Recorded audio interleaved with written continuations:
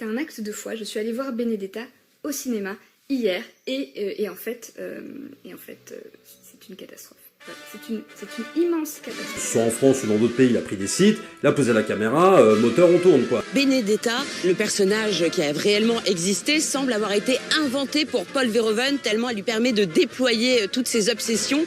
Et pour moi, je suis désolée Philippe, il rate le coche. Pourquoi ? Parce qu'il s'abandonne totalement au plaisir facile de choquer le bourgeois. J'ai accepté d'aller voir potentiellement, probablement, et c'était le cas, un mauvais porno lesbien fait par un homme cis hétéro. Tout ça, si tu veux, le jeu d'acteur qui même parfois fait très français, des fois, t'as quand même l'impression de te retrouver, tu sais, dans la parodie des Inconnus, là, le chevalier de Pardaillec, bon, FR3 Normandie, quoi. Enfin, on est quand même pas loin de ça. En plus, il y a beaucoup de fric. Enfin, il y a des scènes avec plein de figurants, des costumes, des décors d'époque. Enfin, il y a plein de fric.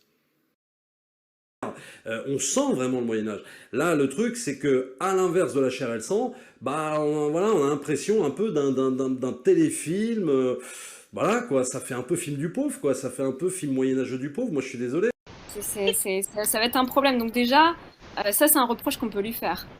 C'est-à-dire que le type, le mec qui fait un film qui a passé bien après la Renaissance qu'à l'époque moderne, et ils n'ont pas senti le Moyen-Âge, bon, bah, ne vous inquiétez pas, c'est normal. Donc, jusqu'ici tout va bien, jusqu'ici tout va bien.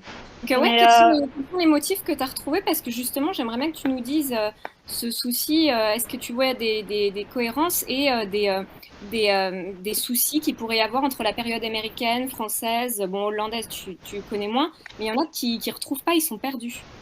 Alors, les motifs. En fait, c'est un cinéaste assez romanesque et linéaire. C'est-à-dire que c'est une personne qui va arriver dans un endroit avec un ordre bien établi et qui doit en épouser les codes. Et à chaque fois, en fait, il y aura quelqu'un qui va... Cette personne, justement, celle qui arrive, va vouloir grimper les échelons. Et pour grimper les échelons, elle va devoir passer plusieurs tests. Et il y aura toujours souvent une personne qui voudra le tester. Et généralement, il y a une personne qui va chuter quand l'autre va accéder à pouvoir, finalement. Et il y a toujours, et donc ça, c'était le schéma de Showgirls. Je trouve que c'est le même schéma dans Benedetta. Sauf que l'héroïne de Showgirls s'appelle Nomi. Je sais pas si vous revoyez Showgirls un peu de... Si. Nomi qui débarque à... C'est vrai que c'est le même schéma, ouais. À Las Vegas et qui est alors qui est assez qui va être danseuse, c'est ça son rêve. Comme Benedetta, elle va être on sait pas très bien si ça va être l'épouse du Christ ou Abbesse. En tout cas, elle veut pas rester novice, quoi. Et qui se retrouve face à des gens à Charlotte Rampling qui est la mère supérieure et dont on va spoiler, hein. On vous dit juste. Et dont Benedetta voudra et prendra la place. Comme dans Showgirls où Nomi est face à Crystal, qui est la danseuse, la danseuse du comment ça s'appelle, du Stardust, et dont Nomi va prendre la place. Elle va prendre la place de lui, elle va prendre la place dans le spectacle. Et ça se fera pas sans violence corporelle, violence morale, violence physique. Et il y a souvent un troisième personnage qu'on retrouve aussi dans Basic Instinct. Ce troisième personnage, d'ailleurs, c'est dans le personnage de la brune. Dans Benedetta, c'est Sœur Christina et Bartolomea. Dans Showgirls, c'est la Black. Des victimes, hein, des femmes qui ont une humanité, qui sont les seules qui sont pas pourries dans ce milieu de... Dans ce milieu de rapaces, quoi, et qui se font sacrifier, les martyrs, les vrais martyrs, et de la même façon, enfin à peu près de la même façon, quoi. C'est toujours une torture. Question à part, Benedetta, film français ou pas? Franco-néerlandais. Franco-néerlandais. Bonjour Pécalanda d'ailleurs. Bonjour Pécalanda. Et il y a ce motif les motifs qu'on retrouve, c'est des personnages qui vomissent, des femmes Alors, des femmes, toujours un petit trio de femmes, et souvent il y a toujours un moment, tu retournes dans Benedetta, c'est Charlotte Rampling qui vomit, mais parce qu'elle a la peste. Mais il y a toujours une femme qui vomit. Dans Fuggers, Nomi, elle vomit au début. Black Book, elle vomit. Basic Instinct, je sais plus. Je crois pas. Je crois pas. Et apparemment, j'ai vu des extraits dans d'autres films néerlandais où. Et du coup, symboliquement, ce vomissement, ça pourrait signifier quoi? Peut-être le trop-plein, non? Une espèce de... Non, je ne sais pas. Je sais pas. Je sais pas, c'est toujours après une violence... Par exemple, je crois que Nomi, elle vomit parce qu'en fait, elle débarque à Las Vegas. Il y a un mec qui... ok, elle a pas confiance, elle finit par lui faire confiance et qui lui vole sa valise. Et elle pète un câble et elle termine sur la route et puis je sais pas, elle finit par vomir et c'est comme ça qu'elle est récupérée par sa future meilleure amie. Je sais pas ce que ça veut dire, que c'est un monde, je sais pas, c'est un monde dégueulasse, je pense. Parce que dans Black Book, c'était ça aussi, je pense qu'elle vomit. Elle vomit, je crois, non, si elle vomit pas après avoir couché avec un Allemand, mais je suis pas sûre. Mais avec un nazi, pas un Allemand, un nazi. Parce qu'elle se retrouve dans Black Book, c'est Caris Van Houten, je sais plus comment s'appelle son personnage. Mais elle se retrouve pareil dans un milieu assez dégueulasse avec. Ouais, du coup, ça pourrait tout simplement évoquer le dégoût. Le trop-plein, justement, de tout ce qui a enduré, et de pas très catholique, et qui ressort de façon vraiment physiologique. Merde, il s'est barré, merde. Hé, mais ça va pas, non. Arrête, mais ma bagnole, arrête de déguer ma valise, merde. C'est pas une raison pour défoncer ma bagnole.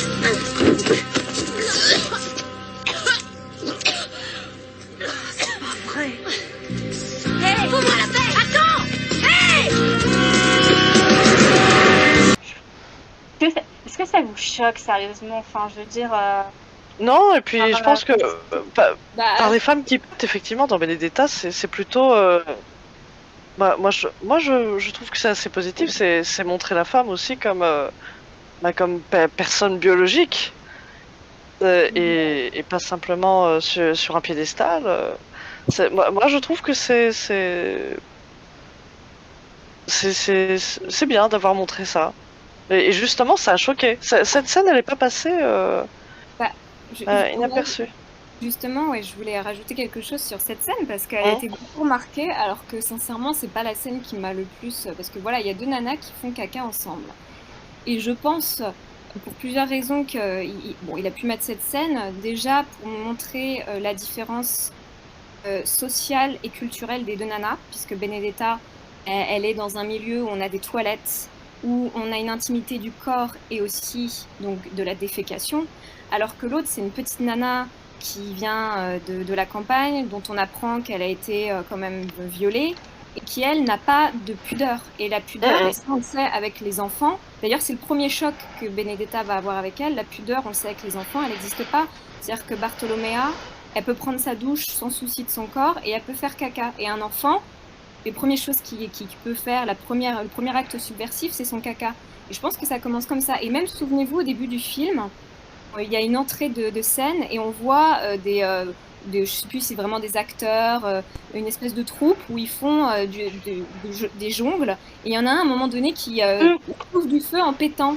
Et là, on a un petit peu aussi l'époque. Et il y en a qui se sont dit, ah ouais, il utilise le mot chier, je vais chier. Mais je sais pas, Rabelais utilise ce mot-là. C'est très... C'est dans l'époque en fait, si vous voulez, c'est pas parce que effectivement, Verhoeven, il y a des moments où dans le dialogue, il va être un petit peu, mais plus dans la manière de jouer, dans des références modernes, mais chier ou ça, c'est pas du tout une provocation de Verhoeven pour choquer, encore une fois, je ne sais pas, Christine Boutin ou autre. C'est réfléchi et c'est intelligent. Et moi, ça m'a pas choqué, je ne sais pas. Pas que Christine Boutin serait choquée, je pense que c'est plus les progressistes. Parce que je suis désolée, mais je vois pas la différence entre les progressistes et Christine Boutin. Hein, c'est le revers d'une même médaille. Hein. Ah oui, c'est quand même... Non, mais par contre, ce qui est assez marrant avec Bartolomea, parce que quand j'avais vu au début Bartolomea, elle me faisait penser à quelqu'un. Et en fait, mais oui, mais en fait, ce genre de meuf, je trouve qu'il arrive bien à cerner les femmes, Verhoeven, parce que moi, ce que j'aime bien chez les personnages féminins de Verhoeven, c'est pas des femmes, c'est pas juste la femme forte et constipée, quoi. Oui, là, c'est beaucoup. Et en fait, c'est des femmes qui ont des défauts, qui ont exactement les mêmes défauts que les mecs, c'est-à-dire elles peuvent être arrivistes, elles peuvent être jalouses, elles peuvent être un peu, elles peuvent être désirables, elles peuvent avoir, je sais pas, elles peuvent avoir des envies qui sont pas toujours, qui sont pas toujours ultra catholiques, on va dire, mais elles peuvent avoir des pulsions, on va dire, elles peuvent avoir des pulsions de violence, des pulsions sexuelles. Ça existe. Il y a des nanas qui sont désinhibées. Il y a des nanas qui ne respectent pas d'autres nanas. Donc ça c'est tout à fait... Enfin, pour moi, c'est vraiment, tu vois, les vices et les défauts des femmes que des réalisateurs n'osent pas montrer parce que nanana, je sais pas quoi, faut pas... Enfin, toujours soit nous montrer, tu sais, comme si on était des vierges ou... des putains, quoi. Mais j'aime bien sa façon de dépeindre les femmes avec leurs défauts. C'est-à-dire que moi, j'avoue, dans Benedetta, je me suis reconnue, je me suis pas reconnue en Benedetta, mais il y a des c'est ultra prétentieux, mais... Tu as vu Jésus? C'est ça. Non, mais tu vois, des moments où tu as envie de transgresser, tu as envie de foutre la merde à un moment où il faut pas. Tu vois, genre Bartholoméa, quand elle fait je sais pas, touche les fesses de Benedetta, c'est nul de faire ça en vrai, alors qu'à un moment, en plus, faut pas trop le faire. Bon, ça, c'est un truc que j'ai jamais fait, mais c'est ces petites conneries qu'on n'imagine pas que les femmes feraient, en fait, je trouve. En fait, elles sont puériles et tout ça. Et Bartholoméa m'a fait beaucoup penser à des nanas quand j'étais en fac de lettres. Et des nanas désinhibées. Non, mais des nanas. Mais ça, par contre, tu vois, c'est des nanas un peu désinhibées, comme ça, qui se mettent à poil devant toi, sans te demander ton avis d'ailleurs. Et moi, je crois que 2 ou 3 fois, je me suis retrouvée dans ce genre de situation. Et je savais pas quoi faire, parce que moi, je suis ultra pudique, donc je la regardais pas, tu vois, je détournais la tête. En fait, C'était un peu comme Ricky Gervais, en fait, là. Voilà, c'était ça, genre, ok, d'accord, super. En plus, des nanas que tu connais pas, enfin, des nanas que tu connaissais à peine. Et souvent, bon, bah, c'est tout, hein. Puis après, tu te dis, bon, bah, c'est tout, c'est comme ça, c'est pas grave. Enfin, c'est rigolo. Après, tant qu'elle ne me demande pas de faire ça, enfin de dévoiler, enfin pas qu'elle respecte ta pudeur, tu peux le faire. Et ça, ouais, des meufs comme Bartholoméa, ouais, j'ai bien un peu connu. Je sais pas vous. Mais, mais oui, si. Oui. Vas-y. Ah non, c'était juste pour encaisser. Il y a Eldragi qui dit non, mais c'est pas féministe. Quasiment arracher un téton avec les dents, ça c'est féministe. On en parlera sur Titane à la fin. Ouais, non, mais j'ai presque envie de réagir sur ça, désolée, mais c'est vrai, c'est que là, j'ai trouvé que finalement, même s'il est intelligent, le film est beaucoup plus féministe finalement que parfois ce que font certaines femmes, parce que Verhoeven est déjà dans Elle, et c'est intéressant, vous allez voir pourquoi, parce que déjà dans Elle, il raconte, parce que Benedetta comme Elle, ce sont des films sur la manipulation et la croyance. N'allez pas vous dire, parce qu'il y en a qui sont choqués, ils savent pas si c'est un polar, un biopic, un film historique, c'est pas ça. Ce qui l'intéresse, c'est la manipulation, comment tu prends le pouvoir. Et en ça, elle est un peu féministe, mais féministe intelligente, donc vous n'êtes pas habitué à en voir, mais ça existe. C'est une féministe intelligente parce qu'elle prend le pouvoir. Mais contrairement à un film badass où il y a des nanas badass qui se battent comme des mecs, etc. et tout, là c'est intelligent, c'est qu'elle prend le pouvoir d'abord par son corps. C'est d'ailleurs ça qui met un peu la puce à l'oreille, qui va la faire évoluer. Et après par son cerveau. Or quand elle arrive, quand elle est petite au couvent, on lui dit ton corps c'est ton ennemi et ne sois pas trop intelligente, sois les deux outils qu'elle va utiliser pour s'émanciper. Et c'est ça qui est subversif, c'est-à-dire que ceux qui se sont dit oh là là ouais l'église, ouais on a déjà vu ça, bah oui vous avez vu ça, il s'en fout Verhoeven, en fait il vous a appâté avec ça Mais ceux qui sont intelligents sont passés au-dessus de ça, et les autres, ils ont dit ouais, bon bah en fait j'irai voir un film de cul, très bien. Mais c'est là la grande intelligence, et c'est les 2 films où il dit qu'il n'a pas pu les faire aux États-Unis alors que les autres sont très bien passés. Elle, c'était inconcevable qu'une femme ne veuille pas se venger de son viol et y prenne peut-être même du plaisir. Là, moi j'en ai beaucoup vu, ils sont décontenancés parce qu'en fait ils n'arrivent pas à se dire, et là tu as raison, on voit une vraie femme, c'est-à-dire qu'ils se disent ah c'est bizarre, c'est une victime, mais en même temps c'est une victime qui est pas sympa. En fait Spartacus, pourquoi en fait Spartacus il se libère mais que pour son plaisir en fait, c'est un peu ça, ils n'arrivent pas à comprendre. Ils disent, non mais normalement, voilà, tu vois, ils attendaient à ce que Benedetta elle se libère et puis qu'elle a un grand discours en disant mais ah mais qu'avez-vous, c'est de l'amour, j'ai le droit aussi, Dieu n'a jamais dit que je n'avais pas le droit d'affaire d'amour. À aucun moment il y aura cette espèce de discours moralisateur, malaisant, convenu. En fait, elle agit pour elle, mais de par son exemple, elle dépasse sa propre situation qui au départ est juste quelqu'un qui prend le pouvoir et qui se fait plaisir, qu'elle soit folle ou pas d'ailleurs. Ça, il laisse le doute.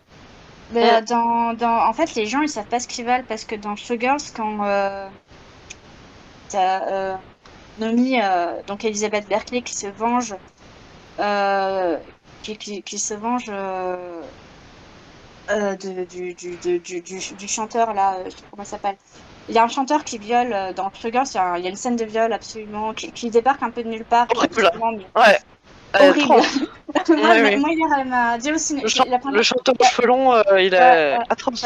La première fois que je l'ai vu au cinéma, parce que Showgirls, je l'ai vu au cinéma, quand ça ressortait, et je m'y attendais pas du tout, et ça m'avait, comme des scènes de Benedetta, je crois que j'avais un peu les yeux brillants. Je pleure pas, mais j'avais quand même, ça m'avait quand même bien, ça sort de nulle part. Mais comme c'est marrant, ça m'a fait le même effet pour Benedetta. Et donc pour dire que Isabelle Berkley se venge du chanteur qui a violé sa meilleure pote, mais d'une façon un peu grand guignolesque, c'est-à-dire comme c'est une danseuse, elle sait se servir de ses jambes et de son corps. Donc au début, elle la pâte en essayant de le séduire, et puis après, elle lui fait des espèces de trucs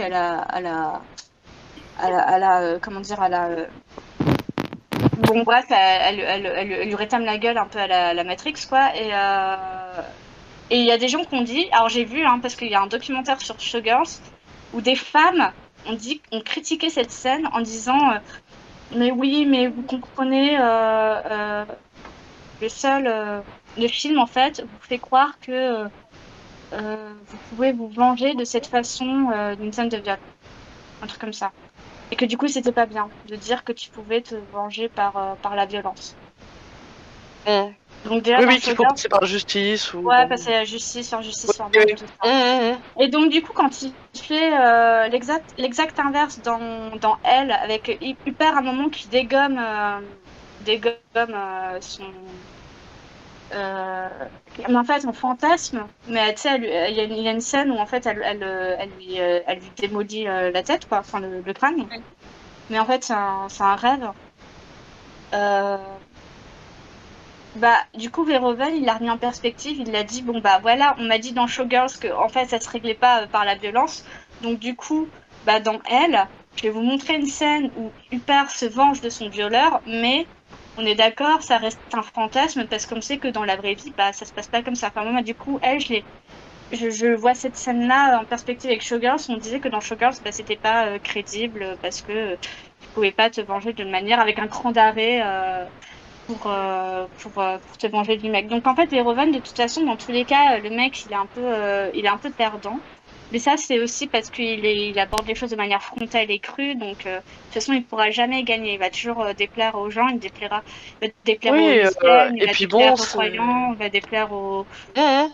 il va déplaire à Dirty Tommy, qui est un putain d'hétéro, mais parce que lui, tu comprends, lui, il voit un film comme dans les années 80. Enfin, c'est là, ok, gars, enfin...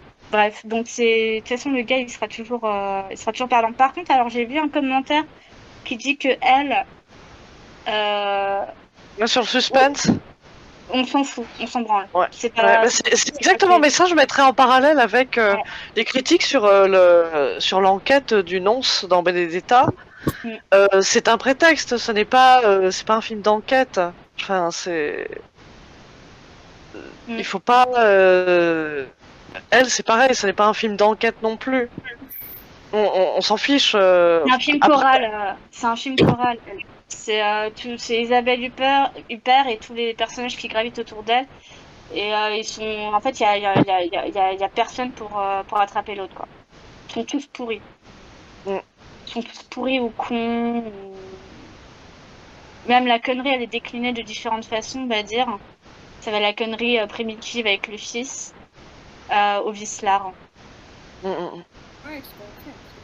Et même on retrouve ça dans Benedetta, à part un personnage, ils sont tous pas aimables, et c'est ça qui est aussi déroutant et intelligent, et on a à peu près... et c'est ça qui est drôle, et ça fait déjà un petit peu ça dans elle, c'est qu'on n'est pas toujours attaché au personnage principal qui est censé être la victime, et c'est intéressant.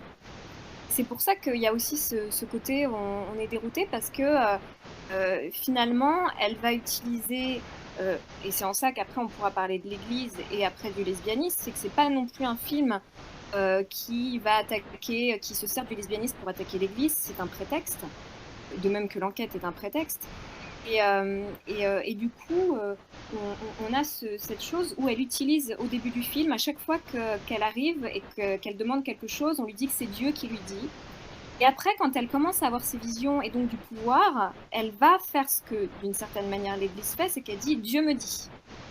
Dieu ne m'a rien dit sur vous, Jésus ne m'a rien dit. Et c'est là où, par son intelligence, elle prend le pouvoir, parce que, et là je fais juste une petite parenthèse historique, c'est que, et là il a bien vu ça, Verhoeven, c'est que effectivement les femmes, alors l'église c'est à la fois un moyen d'émancipation et aussi un moyen, il y a les deux tendances, un moyen misogyne de contrôler la femme, il y a les deux, c'est pour ça que c'est complexe, parce que c'est une institution humaine, et il y a les deux. Et donc on a à la fois des femmes qui sont que dans les ordres réguliers, c'est-à-dire les ordres la plupart du temps fermés, alors que les hommes sont dans les ordres aussi séculiers, c'est-à-dire qu'ils peuvent être dans des monastères, mais ils sont en contact des laïcs et ils ont du pouvoir. Et quand une femme a des visions, ça lui permettait d'avoir un pouvoir bien au-dessus des hommes, parce que là, elle est en contact direct avec Dieu. Et c'est comme ça qu'elle fait une sorte de twist incroyable, intelligent, et qui est c'est sans cesse des rapports de force dans le film dès le début, alors qu'au départ, c'est Charlotte Rampling qui est l'abbesse,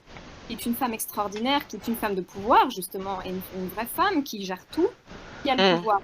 Et c'est ça qui est brillant dans son approche, et qui met de côté toutes les critiques sur le côté anti-catho, toutes les critiques qui disent « Ah ben en fait, on voudrait savoir si elle est manipulatrice ou si elle est folle, la psychologie du personnage, on la comprend pas, on s'en fout. » Et enfin, les critiques sur le lesbianisme, qui est un prétexte, évidemment, à cette histoire. Je sais pas ce que vous en avez pensé aussi dessus. Les critiques du lesbianisme, déjà, je l'ai vécu en un mot, c'est une histoire d'amour entre deux femmes. Oui, c'est vrai. C'est une histoire d'amour entre deux femmes. Il y a un moment, c'est même dit, le mot amour est répété, il est même répété un peu plus souvent à la fin d'ailleurs.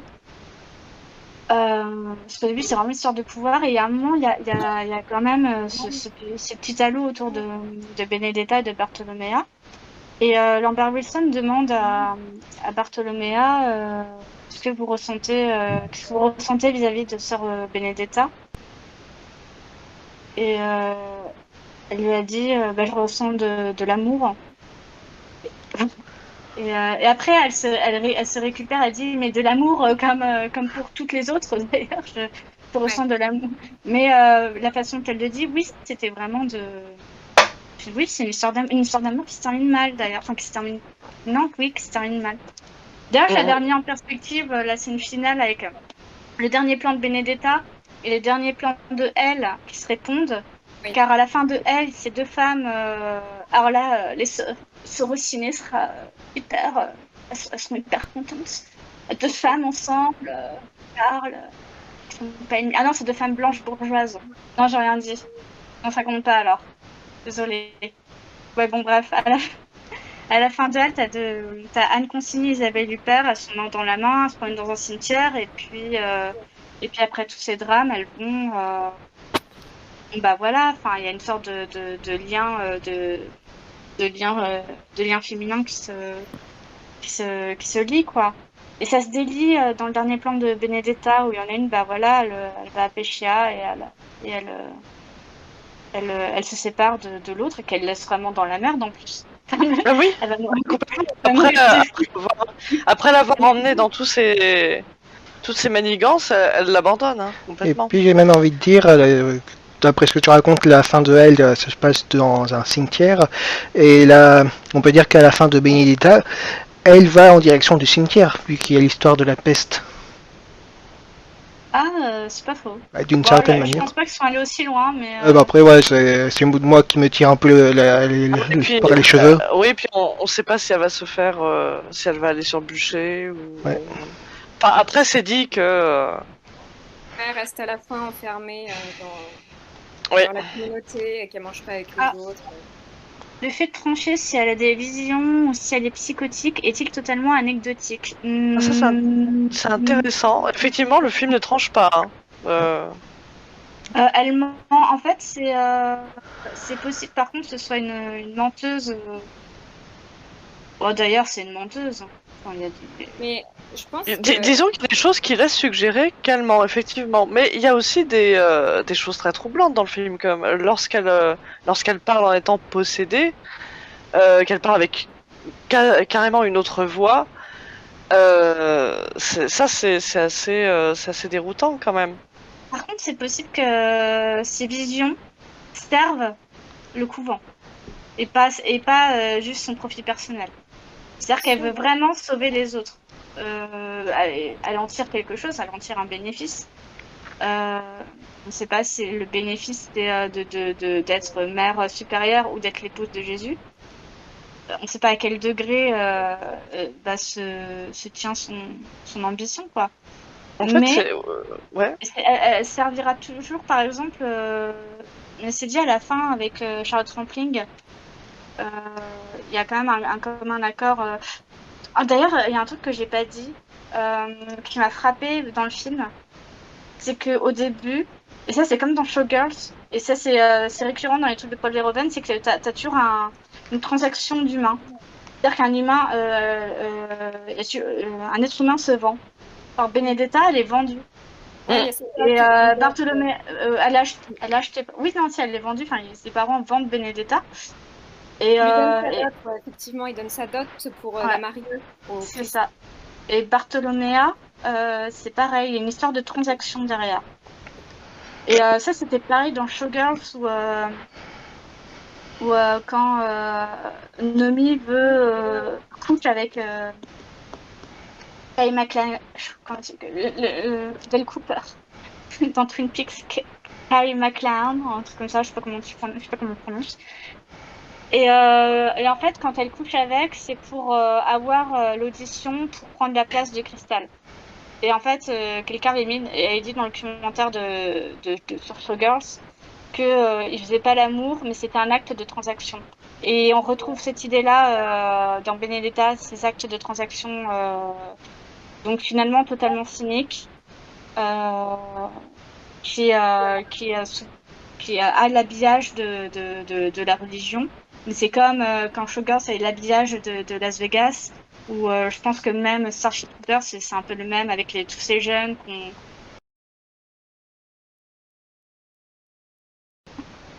Il y a un peu ça aussi au moment où quand Benedetta a ses premières visions et ses marques, puisqu'elle va avoir les stigmates, Charlotte Rampling, et ça respecte aussi bien l'époque, au début elle veut faire une enquête parce qu'elle dit c'est bizarre, on n'a pas des signes dans le lit, en général ça s'était révélé quand tu priais, c'était une extase, quelque chose. Et elle fait une enquête et elle veut la vérité parce qu'elle sent que c'est pas, et la plupart des sœurs sentent que c'est louche. Et c'est, je sais plus si c'est le prévôt de la ville ou toi tu l'as revu aujourd'hui le film, mais tout de suite on voit que ça peut faire de l'argent et on dit bah écoutez en fait si ça a l'air vrai, ça peut nous ramener du monde, il va y avoir après des pèlerinages.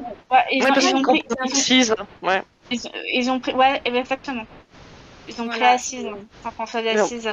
Oui, parce qu'il y a le prévôt, c'est vrai qu'on a oublié celui-là, mais je sais plus par qui il est joué d'ailleurs. Ah. Ouais, j'ai plus le nom. Non, il était bien d'ailleurs. Et oui, il y voit bah oui, comme Las Vegas en fait, il y voit un show. Ça. Un truc pour faire du fric. Donc c'est intéressant, ça, ces idées comme ça. J'ai parlé comment il s'appelle, Jean-Baptiste Toré, ce fil rouge parce que c'est très bien chez Paul Verhoeven. Tu sais quand il parle un peu comme. Ouais, je l'aime beaucoup, Jean-Baptiste. JB, Ouais. je l'aime Ouais, beaucoup. il est bien. Ouais, T'embrasse si tu nous écoutes un jour. ouais c'est vrai. Et ça, c'est Mais, intéressant, ça parcourt toute l'œuvre de Paul Verhoeven. On pourrait mettre en perspective avec Brian De Palma d'ailleurs. Non, on sait qu'on n'est pas Jean-Baptiste Sorel. Malheureusement, mais bon, Non. on est sur la route. Ouais. Mais Mais c'est Olivier Bourdin le prévôt, juste, ouais, le nom me dit quelque chose. Ah oui. Merci, ouais, pour la... Ouais, mais effectivement, donc tu vois, j'ai vu dans le chat, c'est vrai que Verhoeven aime beaucoup représenter les femmes comme des manipulatrices, mais c'est toujours... Enfin, il y a toujours une intelligence derrière. Je trouve que c'est quelque chose... Il montre les faux semblants, l'hypocrisie et l'intelligence, et les hommes sont représentés aussi. C'est pas flatteur pour eux, c'est pour ça que je... Exactement. Exactement. Et c'est pas la femme... c'est pas la femme manipulatrice face à des agneaux, hein. Ils sont tous pourris aussi en face, donc. Ils sont tous pourris à une certaine manière, en fait. Ça dépend ce qu'ils veulent. Ça dépend ce qu'ils veulent atteindre. Mais de toute façon, à la fin, personne n'est gagnant. Il y en a un qui a foutu le bordel parce qu'il était peut-être un peu plus ambitieux que les autres. Et il est manipulé par plein de gens. Et donc voilà, c'est un peu comme Sharon Stone qui fout le bordel dans Basic Instinct. Elle fout le bordel un peu dans l'enquête, quoi. Oui. Parce que franchement, ce serait pas une très belle femme. Et j'ai même envie de dire la dernière réplique de Lambert Wilson, si je ne me trompe pas, quand il dit à Benedetta, jusqu'à la fin vous m'avez menti. Non mais cette scène elle est géniale, faut qu'on en parle. Elle est géniale, ouais. Ça va parler de l'humour parce que ça me fait penser, ça m'a fait rire, j'avais l'impression de voir une scène de Narcos, tu sais, ou de Parrain. T'as le mec avant de mourir, il dit un dernier truc à l'autre. Oui. Et, en général, il s'insulte et il meurt. Et là, ça m'a fait rire parce qu'effectivement, bon, je vais être obligée de la vendre, hein, désolée. Hein. Enfin, si vous voulez m'arrêter, arrêtez-moi tout de suite. Mais il y a effectivement une scène où, à la fin, Lambert Wilson, il dit, il va mourir et tout, et il dit à Benedetta, il dit, mais est-ce que vous qui avez vu la mort, parce qu'elle fait croire qu'elle a des visions et tout, elle lui a dit, ouais, j'ai vu la mort, machin. Il dit, est-ce que je vais aller au paradis? Là, ce qui est super bien fait, c'est que nous, on s'attend à ce qu'elle lui dise près de l'oreille, non, tu vas crever en enfer. Et en fait, non, elle lui dit avec une voix d'une douceur infinie, oui. Là, Lambert Wilson, il fait, non, on a vraiment menti jusqu'au bout, quoi. Et hop, il meurt. Et ça, c'est super drôle, parce que c'est tellement bien amené, c'est tellement intelligent, et ça prouve la complexité du personnage, tu vois. Et un mauvais réalisateur aurait fait dire à Benedetta, elle lui aurait dit non, tu vas crever comme une merde. Enfin, en gros, elle lui aurait dit ça, tu vois. Alors que là, le personnage... C'est pour ça que la question tout à l'heure de dire oui, est-ce que c'est important de savoir si elle était folle ou pas, je crois pas, parce que tout le film est construit, et je pense, sur la croyance. Et lui, il dit un petit peu, Verhoeven, que lui, quand il était jeune, il était un peu dans les mouvements pentecôtistes. Et je pense que, comme c'est un peu des mouvements un peu sectaires, enfin, il s'en resserre pour critiquer d'une certaine manière une partie de l'Église catholique à certains moments. Et tout est sur la croyance, et c'est intéressant aussi parce que à la fin, donc elle, on ne sait pas si elle croit, est-ce qu'elle voit vraiment des trucs, ou est-ce qu'elle croit qu'elle y voit, ou est-ce qu'elle manipule totalement. On ne sait pas, on sait qu'elle ment, parce que plusieurs moments, elle se rattrape, dès qu'elle voit qu'il y a un truc qui va pas, elle réagit. Donc on voit qu'il y a des moments, elle élabore des stratégies, elle réagit face à Charlotte Rampling qui part voir Lambert Wilson, et comme il y a la peste, elle veut pas que Charlotte Rampling revienne, elle fait refermer la ville, donc elle réagit. On sait qu'elle a de la stratégie, mais on ne sait pas si elle croit à son mensonge, c'est tout. Et je pense qu'on n'a pas besoin de savoir, parce que ce qu'il veut nous dire, c'est le processus de manipulation, comment à la fois il émancipe une femme, et en même temps, c'est un pouvoir de rapport de force entre femmes, et même à la fin, on nous dit en gros qu'on nous laisse croire que c'est une histoire vraie, parce qu'on nous dit, vous voyez, la ville de Pescia a été sauvée de la peste. Et Benedetta, elle a dit, grâce à moi, la peste n'arrivera pas à Pescia. Et il nous laisse ce petit trouble, ce qui est intéressant. Et moi, je l'interprète comme ça, je sais pas, vous me direz si vous pensez ça, c'est qu'il veut dire aussi derrière la religion, c'est que c'est pas grave si tout n'est pas vrai, et si même c'est un peu sale. Parce qu'en vrai, ce qu'ont retiré les gens du peuple, par exemple, ben, ils auront bien aimé Benedetta. Et nous, on connaît la coulisse. Et c'est peut-être un petit peu comme ça que fonctionnait l'Église. C'est pas grave. Tu vois, c'est pas grave si, bon, bah, derrière le prêtre ou à Rome, ça baise et tout. Mais quand ça a aidé des gens, quand ils vont prier, etc., vous avez quand même le truc derrière. Il y a peut-être aussi ce phénomène-là. Je sais pas ce que vous en pensez. Benedetta me fait penser à Valérie Pécresse. Non mais c'est vrai, quand je vois la gueule de Valérie Pécresse, j'ai l'impression que c'est Benedetta, quoi. Et elle est sans peur, sans reproche. Elle a toujours servi Dieu, enfin genre la droite, quoi. Et Bartholoméo, c'est Maître Gims. Non mais tu sais, elle a toujours un sourire, elle a un sourire irréprochable, avec la petite coupe de cheveux qui va bien. Limite quand elle te répond, c'est une réponse j'appelle ça une réponse de bot, quoi. Enfin une réponse de tu peux pas parler avec ces gens-là. Donc Benedetta, tu peux pas parler avec elle. En fait, avec Bartholoméa, le contraste est flagrant parce que déjà très très bonne actrice Daphné Pataka. Ouais. Que Tommy Bazin dit l'autre là, je sais pas comment il l'appelle. L'autre nana. Elle a un nom, elle s'appelle Daphné Pataka et elle est très bien. Et en fait, c'est une fille très vivante, très comme vous voyez un peu Elisabeth Berkley dans Showgirls, qui il faudrait que vous le revoyiez, mais il y a des moments en fait la performance d'Elisabeth Berkley, elle est moquée parce que elle est très les nerfs à vif, quoi.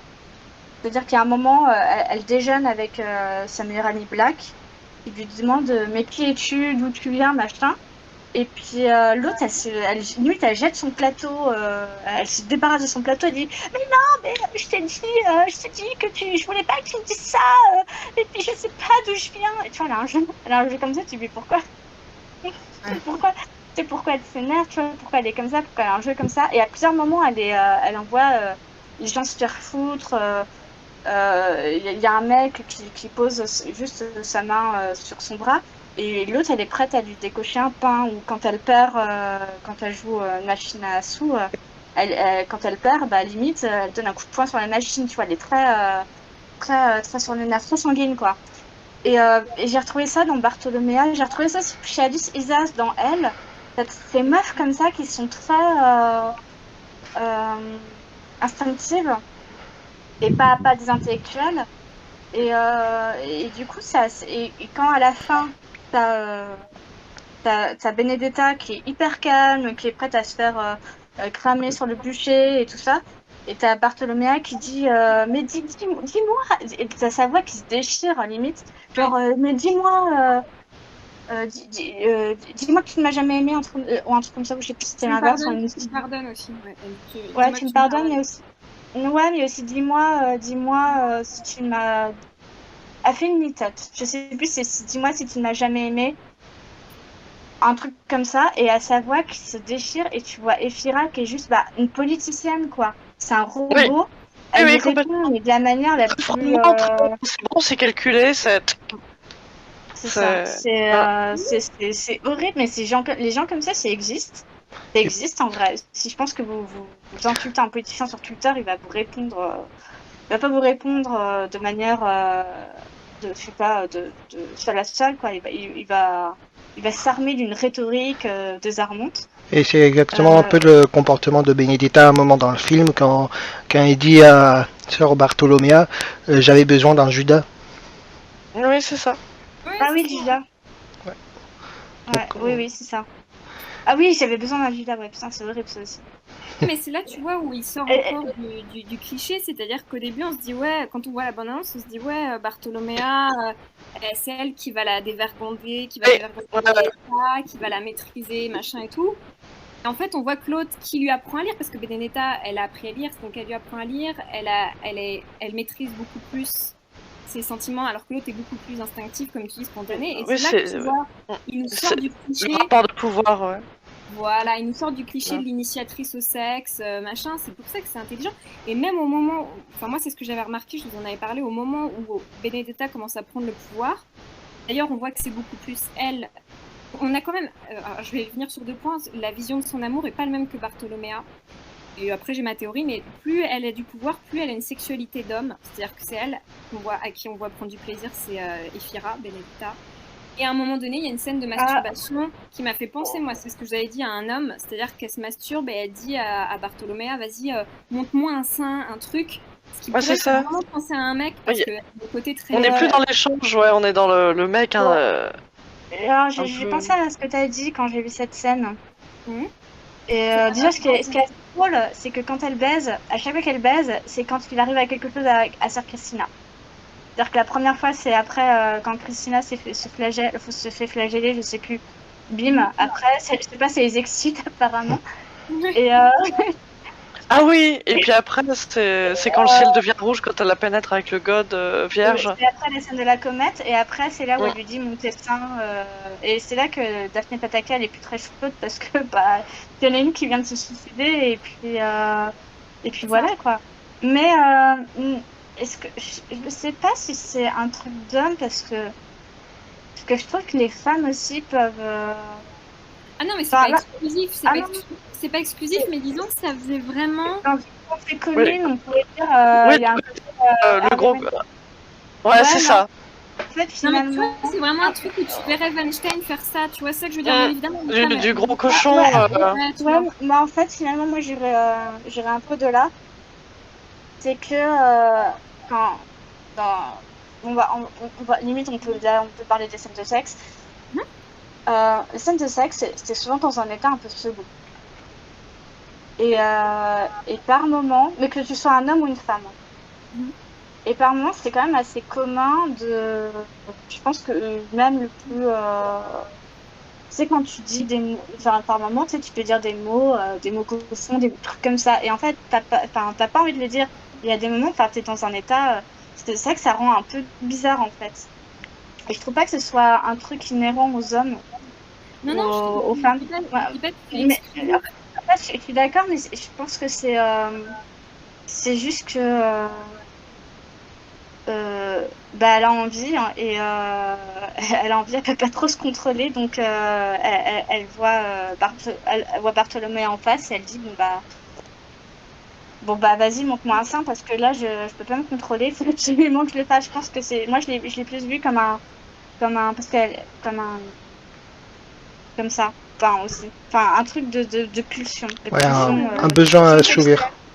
Un besoin à assouvir. C'est qu'en fait, il peut y avoir, comme tu dis, une posture masculine de pouvoir, ça c'est clair. Mais il y a aussi le côté. Il y a un côté dominateur. Il y a un côté dominateur et puis aussi l'état second qui fait que. Ça, je suis tout à fait d'accord, mais si tu veux, ça m'a fait penser comme dans Basic Instinct quand Douglas il baise l'autre, là, j'ai perdu son nom, la brune. Ouais. Il y a cette espèce de pulsion parce qu'il pense à l'autre, il est excité. Et là, j'ai pensé à ça parce que Benedetta, et d'ailleurs, c'est intéressant que Lambert Wilson lui demande ce que c'est que l'amour pour elle. Et d'ailleurs, avec le Christ, elle a cette vision-là, c'est que pour elle, l'amour, il est toujours manifesté par le sexe envers Bartholoméa, alors que Bartholoméa, non. Elle fait beaucoup de choses pour Benedetta, c'est-à-dire qu'elle se fait quand même torturer pour elle ment pour elle fait beaucoup de choses, alors que l'inverse est toujours, mais ça c'est peut-être effectivement aussi une critique, c'est-à-dire que le fait d'avoir été privée de sexualité, parce que Bartholoméa, la sexualité qu'elle a eue, c'est le viol. Donc elle s'est découplée l'amour et le sexe de façon différente, alors que elle a connu finalement l'amour de façon érotique et en même temps elle est amoureuse du Christ. Enfin, il y a une grande confusion. Donc peut-être que c'est inconscient chez elle et que peut-être qu'elle est vraiment sincère, qu'elle aime vraiment de cette façon, mais elle ne le manifeste un peu que comme ça, et un peu comme on pourrait voir effectivement comme une pulsion plus souvent d'un homme, on va dire, même si évidemment les femmes le font beaucoup, mais dans l'inconscient collectif, Bartholoméa a plus un rapport au sexe, tu vois, des fois elle peut être très cochonne avec Benedetta, mais après elle a envie d'autre chose. Et ça je trouve que c'est un petit peu plus féminin, c'est ça que je voulais dire. On voit jamais ça chez Benedetta. Ouais, je sais, mais en fait, c'est parce qu'en fait, je pense que les femmes n'ont jamais été montrées de manière... Enfin, sexuellement, n'ont jamais été très bien montrées au cinéma. C'est-à-dire que c'est toujours... elles font pas tout l'amour comme dans les films de Céline Sciamma. Enfin, pour moi, c'est pas vrai. C'est quand même très idéalisé, quoi. C'est vrai, là je suis d'accord. Moi qui aime bien Céline Sciamma, J'ai trouvé, par exemple, dans le portrait de la jeune fille en feu, qu'il y avait un côté un peu. Là, on parle de. Si on veut parler de female gaze, male gaze, il y a un côté un peu idéalisé dans. C'est étonnant d'ailleurs, hein, je trouve, dans le rapport sexuel entre les protagonistes. Et oui, parce que l'image cliché. J'ai toujours eu tendance à. Alors, moi, pour moi, je crois que l'une des meilleures scènes de sexe que j'ai vues au cinéma, c'est dans un film de Jane Campion, c'est Portrait de femme. C'est qui est un roman d'Henry James, mais il est excellent, quoi. C'est vraiment un chef-d'œuvre. Et Jane Campion, en fait, elle l'a adapté. Donc, elle a adapté un roman d'un auteur masculin, du coup. Donc, c'est intéressant d'avoir le point de vue féminin sur cette histoire. En fait, c'est l'histoire d'une femme qui est courtisée par 3 mecs et qui finalement va se mettre avec le mauvais mec. Et je crois qu'à la fin, elle n'aura plus rien. Parce qu'en fait, le mec s'est marié avec elle pour son fric. Et du coup, elle se rend compte un peu tard. Et puis à la fin, puis elle se fait manipuler aussi par une femme. Et au début de ce film-là, l'héroïne, c'est joué par Kidman. Mais j'aime pas ce film parce que c'est Kidman. Je l'aurais aimé si elle avait aimé quelqu'un d'autre. Mais en fait, au début de cette scène, de ce film, t'as une scène où tu vois Kidman sur un lit, fantasmé sur le fait que 3 mecs veulent coucher avec elle, en fait. Et donc, elle met elle met en scène ce fantasme. Et sur le coup, j'ai trouvé ça très bien parce que je me suis dit, et c'était pas filmé de façon cucul à praloche en mode, et là, il me touche le bras, et sa main glissa délicatement vers mon sein. Je ne savais pas quoi faire. Je l'embrassais, telle, je sais pas, telle, une héroïne de Jane Austen, ou de. Enfin, bon, bref, tu vois, ce genre de truc chiant, ou genre Siama qui théorise tout, tu vois. C'était vraiment assez cru. J'étais assez choquée, je me suis dit, ouais, quand même, ouais, Kidman à 3 sur un lit, et puis les doigts dans la bouche, et puis machin, et tout ça. Ouais. Je me suis dit, ouais, mais c'est quand même un peu ça, Et alors que je me souviens plus, faudrait que je la revoie, faudrait que je revoie cette scène de portrait de la jeune fille en fait, parce que je me retape pas tout le film, ça sort de question. Je me retape pas 1h30 de Delenham. J'ai très bien ce film. Je déteste. Je déteste. Je sais pas ce que t'en as pensé, Dominique. Non, moi c'est ça. J'ai pas trop aimé. C'est genre cucul à praloche. Mais entre ce film et Titan, tu voudrais revoir lequel? Ouais, oui, c'est ça la question. Oh putain. Oh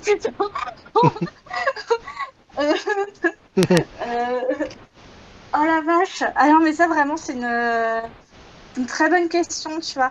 Non, pourtant les Siama, je les déteste pas tous. Hein. J'aime bien Tomboy. Mais là, entre Portrait de la jeune fille en feu et peut-être Portrait de la jeune fille, parce que de la jeune fille en feu, peut-être. Mais vraiment, j'ai tiré la gueule pendant tout le film. J'ai tiré la gueule. Enfin, c'est quand même super chiant, quoi. Enfin, c'est comme Plaza des Neiges. Je suis désolée, mais elle la filme comme si c'était comme si c'était Virginie Efira limite, tu vois, alors que non, elle a quand même enfin, je sais pas, Noémie Merlan, elle est vachement bien. Elle était d'énorme. Oui, Noémie Merlan, elle a vraiment une profondeur, ça m'a fait le mot. Dans le regard, dans. Et pour te dire. Une gestuelle aussi. Je me souviens même plus des scènes de sexe. Je me souviens même plus. Benedetta, je m'en souviens très bien. Je m'en souvenais très bien parce que c'était. Parce que ça m'avait marqué, parce que je me suis dit, tiens, enfin, une scène de sexe entre femmes. L'anti-Carole aussi, c'était l'anti-Carole. Parce que Carole aussi, hein, c'était. Carole, en fait, et pourtant je l'avais aimée à sa sortie, mais maintenant je me rends compte à quel point j'étais Carole. Je sais pas si tu as vu Dominique Carole avec Kate Blanchett. Ah oui, non, je l'ai pas vu. Je l'ai pas vu. Alors, tu te racontes ou pas vas-y, dis. Alors déjà, ça se passe, il faut attendre, le film dure 1h30, 1h40, non pas 1h50, 1h50, donc 10 minutes de trop, hein. Tu sais que tu peux couper au moins 10 minutes. Et la scène entre Kate Blanchett et Rooney Mara, c'est un soir du Nouvel An. Et alors en fait, c'est un road movie entre une grande bourgeoise qui se tape des petites nanas, d'ailleurs. J'ai pas vu les féministes critiquer Carole, alors que le personnage de Carole, bah, c'est vraiment une femme qui se tape des petites nanas de passage. Et là, elle voit une petite photographe toute mignonne, machin, et qu'elle veut emmener en road trip et faire la tournée des motels. Je veux dire, Carole serait un mec. Tout de suite, ouais. Avouez que l'histoire serait hyper glauque. Mais bon, c'est qu'elle Blanchette, allez, on va dire ça passe. Elles font la tournée des motels. Et je crois qu'il y a au bout de 2-3 motels, il se passe rien. 4e motel, c'est la nuit du Nouvel An. Et là, elle fait un truc. Mais c'est une scène de miroir où t'as Rooney Mara qui se regarde dans un miroir. Et qu'elle Blanchette et se positionne juste derrière elle. Oui, oui. Et pourquoi elle porte un manteau? Elle a un manteau, une misette, je sais plus. Bon, bref. Et là, tu vois, elle fait genre le flasher, quoi. Tu sais, le flasher, c'est le mec qui ouvre grand son imperméable et tu vois sa tub. Bah, moi, ça m'avait trop pensé à ça. Elle retire, mais là, c'est féminin délicatement. Elle écarte délicatement les pans de sa veste. Et tu la vois à poil. Derrière Onimara, qui était pas vraiment au courant d'ailleurs qu'elle avait son à poil. Donc, à tous les. Heureusement qu'il y avait une tension entre les deux, tu vois, parce que il pourrait y avoir un malentendu. Ouais, complètement. Mais moi, je voulais juste voir un bout de pays, hein. J'ai pas signé pour ça, ouais. Ouais. Et tu vois, Rooney Mara, bon, elles finissent par le faire. Et quand elles le font, c'est de la musique mélodrame, en flamme. Ouais, non, mais ouais. Mon petit ange venu de l'espace. Insupportable. Ah oui, c'est vrai. Je dis des mots doux. Ouais. Je sais même pas comment elles le font d'ailleurs. Parce que je sais même pas si c'est à doigtage ou je sais pas quoi. Bref. Elles font l'amour, limite elles font l'amour avec la parole. Je sais pas, je m'en souviens plus. Elles volte autour du lit. C'est ça, mais c'est des scènes comme ça, quoi. Et c'est pas. Genre 51 degrés dans la vie normale, c'est du harcèlement, de l'oppression. Ouais, c'est autre chose encore. Mais oui, c'est un peu ça, Carole. Bon, elle harcèle pas après. Mais ça, c'est vrai. Hein.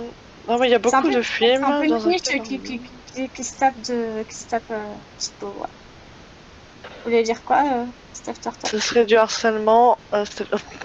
Glauque, mais tu as un détail qui excuse tout. Non, je disais Draghi.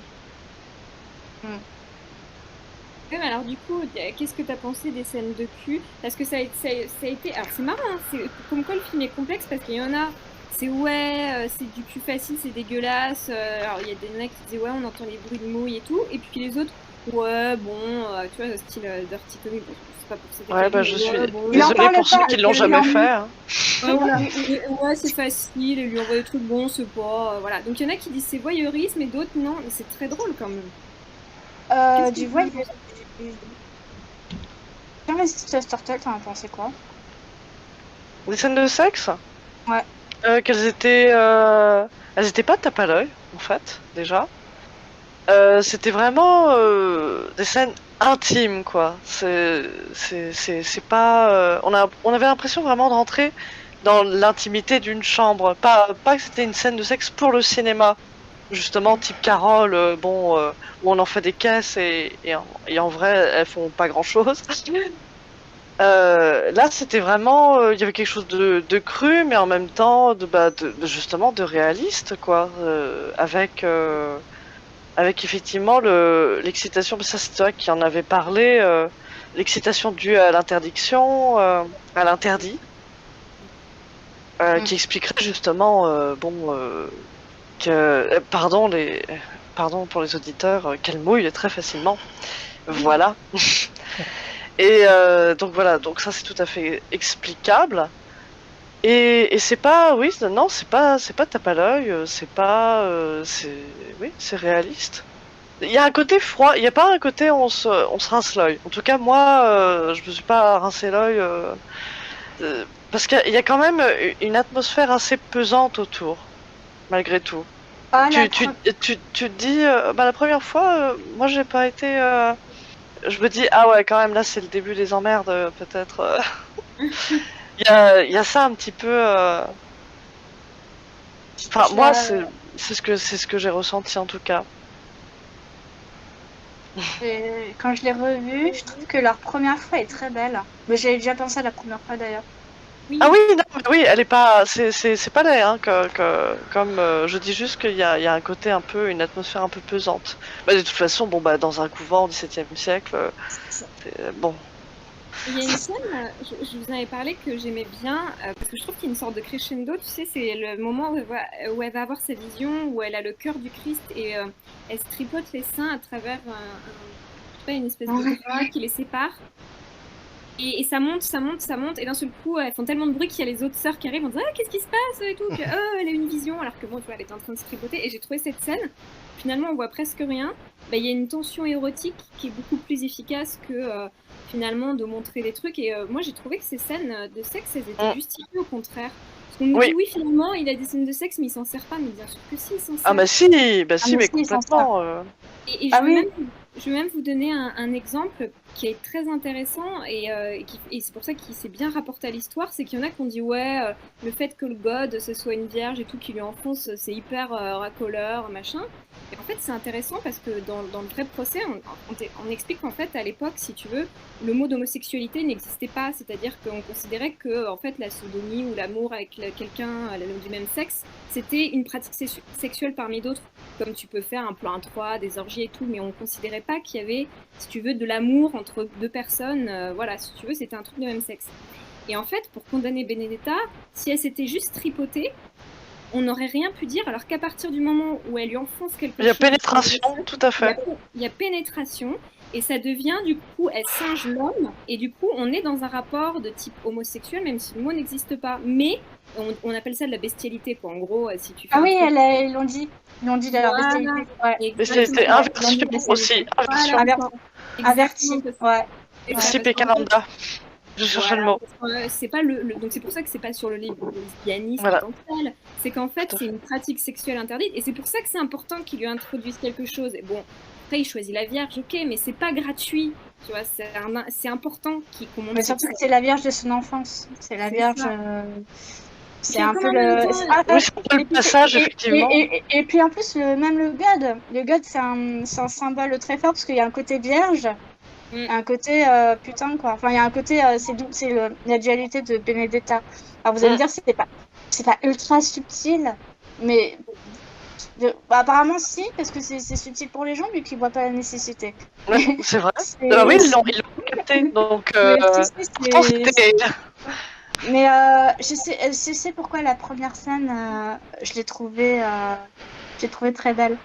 C'est parce qu'il y a un moment de liberté où Benedetta devient révérende mère, donc elle a une plus grande chambre, et t'as Bartolomea qui se précipite sur le lit, et elle dit « Ouais, lui rebondir !»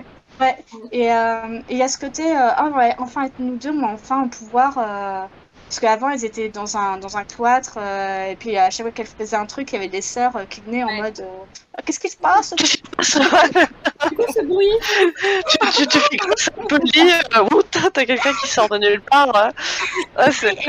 Et c'est un petit peu rugueux là, j'ai beaucoup aimé parce qu'il y a un côté comique où t'as elle qui dit ah, je vais arranger ça très finalement pas sexy du enfin pour moi pas sexy du tout mais ce qui était perfect c'est pour moi en fait là c'est marrant c'est tous les trucs qu'il a un peu mis en mode trivial mais parce que Bataclan je la trouve très comme elle l'a dit hein, son charme c'est son côté enfant et quand elle lui reprend le truc j'ai arrangé ça et elle se répète il y a même un petit côté un peu cartoon et elle revient vite en mode ouais c'est bon c'est prêt c'est bon.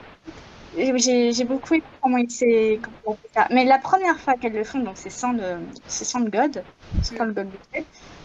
Et donc il y a ce moment de liberté où elles sont toutes seules. C'est pour ça que c'est une petite histoire d'amour quand même où elles vont pouvoir être seules, se découvrir un peu, faire ce qui leur plaît quoi. Je crois que c'était interrompu. C'était interrompu parce qu'il y a une des sœurs qui meurt. Sœur, je joue la fausse Isabelle Huppert dans 10% là, je sais pas comment elle s'appelle l'actrice, mais que j'aime beaucoup. Je sais pas si vous avez vu la série 10%. Non. Non. Ah oui, Sœur Jacoba qui vient d'une famille juive. Voilà, Sœur Jacoba, ouais, voilà. C'est interrompu par Sœur Jacoba, et après elles reviennent, et puis enfin elles peuvent Il y a déjà un moment repoussé d'ailleurs. C'est ça j'ai bien aimé. Tu les vois seules, tu dis ah c'est bon, elles vont pouvoir le faire, machin. Ah non, merde, il y en a une qui meurt, donc encore repoussé. Et c'est vrai, il y en a une qui meurt à chaque fois. Quand elles le font, à chaque fois, ouais, c'est assez. Au début, ça les stimule, puis après, Bartholoméa, elle est. Bon. Ouais, ça calme un peu, ouais. On fait un peu la thèse encore de la possession, parce que aussi au début, quand elle fait mettre à Bartholoméa sa main dans de l'eau brûlante, ça l'excite aussi d'une certaine manière. Il y a un plaisir derrière. Ouais, un plaisir sadique, ouais. Il y a un peu le côté possession, parce que dans beaucoup de films de possession, en plus, tu lis quelqu'un avec le sexe. Donc il y a toujours cette ambiguïté qui est géniale. En fait. On se pose toujours la question. Et même ça me fait repenser que la scène que tu soulignes avec la main dans l'eau, ça me fait repenser justement, c'est dans certains films, pas tous, hein, mais l'eau bénite qui brûle. Oui, tout à fait. Après là, c'est un peu. Ouais. Ça ressemble aussi à un test. Hein. Oui. Non, mais c'est la main. Jusqu'où tu. J'ai compris pourquoi c'était la main. C'est la main en fait avec laquelle elle a tué son cul. Oui. C'est pour ça qu'elle lui fait. Enfin, je pense que c'est pour ça qu'elle lui fait cramer son bras en fait. Ouais. Enfin, je suis pas sûre, hein, mais je pense que c'est ça, parce qu'en fait, t'as Bartholoméa qui touche les fesses de Benedetta en plein. Je sais plus comment on appelle ça quand elle chante. Ouais, Il met la main au fond, effectivement, entre les femmes, parce qu'il nous dit que les deux femmes ensemble, c'était pas possible, effectivement, mais s'il n'y avait pas eu acte de pénétration, en fait, ça équivaut pas au bûcher, ça serait vu comme de la masturbation. Donc elles auraient été punies, mais le fait qu'il y ait pénétration, ça peut, c'est un acte beaucoup plus grave. C'est ça que je réponds juste à un message. Alors, attends, l'interprétation, on n'a pas parlé de l'interprétation des acteurs, c'est important. Ouais, on a fait la question du sexe, c'est très bien. Moi, j'ai trouvé vraiment que c'était réaliste. Et puis, alors, les qui disent ça fait du bruit, vous mouillez pas. Je sais pas. Oui, non, mais. Je sais pas trop quoi leur dire. Vous savez pas que le sexe fait du bruit? Si ça fait pas de bruit, vous m'envoyez un DM et vous me dites wow, comment vous faites. Alors après, je dis pas que ça fait tout le temps du bruit, mais quand même sans le bruit de la cyprine, t'as quand même le bruit de la nana. Enfin, il y a un moment, il y a quelqu'un qui fait du bruit, il y a du bruit, puis tu fais ça dans un silence de cathédrale. T'imagines le silence absolu? Je sais pas. Oui, l'église est gérée comme une entreprise, mais c'est ce qu'on avait dit au début, que c'était comme dans Fall Girls, c'est géré comme un spectacle de Las Vegas. Mais ça, c'est pas étonnant de la part de Paul Verhoeven qui s'est intéressé à la police dans Robocop ou dans Basic Instinct. Alors, on dit Basic Instinct, parce que l'autre là, Tommy Bazin là. Et puis même il dit Basic Instinct, mais c'est Basic. Tu peux le dire en anglais, parce que de toute façon le mot est inversé, donc ça sera anglais. Oui, puis basique c'est avec un C. Sinon je dirais des instincts basiques. Bah oui, tu t'inverserais de toute façon, donc tu peux le dire en anglais. Ouais, en fait, il faudrait que je dise Basic Instinct. Moi, je préfère Basic Instinct parce que Basic Instinct, ça fait. Ouais, je sais pas, c'est bizarre. Mais bref, ouais. Et donc. Lionel. Des Kleenex en bien. Non, mais ça fait du bruit, quoi. Enfin, Et en plus, ça fait pas tant de bruit que ça. Hein. Non, c'est pas non plus. C'est pas non plus des gros flap. Et tu vas jouir salope au nom du Christ, c'est pas ça. c'est pas ça. Il y a peut-être un moment où j'ai trouvé qu'il y avait Shira qui dit oh mon Dieu, mais ça, qui n'a jamais dit ça en fait? Mais sans le vouloir, mais à un moment en fait c'est la langue française, c'est juste que t'as pas énormément d'expressions qui fait que et en plus tu cherches pas forcément à blasphémer. Et je trouve que dans le cas de Benedetta c'était plus parce qu'il y avait un côté blasphème, elle se raccroche à quelque chose, c'est facile, on est d'accord. Mais, finalement elle pouvait pas être autre chose, hein. Je voyais pas ce qu'il pouvait lui faire dire à part oh mon Dieu, hein. À part oh putain, c'est super, c'est bon, oui, vas-y, on fonce la enfin, tu vois. On Et est en bon. plus, il y a le côté extase, donc ça joue sur les deux points, tu vois. Et en plus, comme elle rêve qu'elle avait fait l'amour avec Jésus, il y a les deux choses. Il y a l'extase sexuelle qui peut se rapprocher de la vision. Je trouve que ça va bien ensemble. Il y a Eldragi qui fait le... Parce que ça se dit bien Eldragi, pardon. Ah, c'est pas Draghi. Ah, Draghi. Ouais, c'est Draghi, ouais. Qui fait le parallèle avec l'exorciste. C'est la deuxième fois qu'il fait le parallèle. Ouais, mais c'est intéressant. Ouais, c'est vrai. C'est vrai, l'exorciste. Il y a l'exorciste, il y a Sueur froide aussi. Je sais pas s'il y en a qui l'ont vu, il y en a qui l'ont dit, mais moi je suis sûre, parce qu'en plus il adore Vertigo Verhoeven. Mais je suis sûre que la scène de la mort de Sœur Christina, parce que moi c'est une des premières scènes qui m'a traumatisée enfant. La fin de Sueur froide avec Kim Novak qui tombe du clocher parce qu'elle voit une sœur. Et je trouve ça affreux.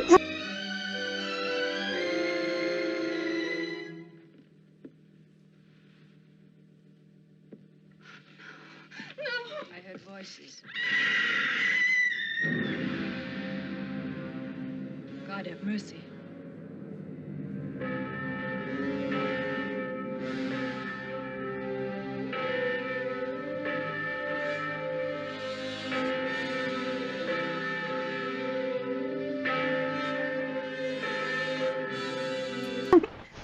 C'est affreux et en plus je trouve que Verhoeven il sait bien filmer les visages déformés par la terreur. C'est un des rares cinéastes qui fait ça, ce qui peut donner un côté un peu kitsch. Un peu grotesque. Ouais, mais c'est déchirant, franchement.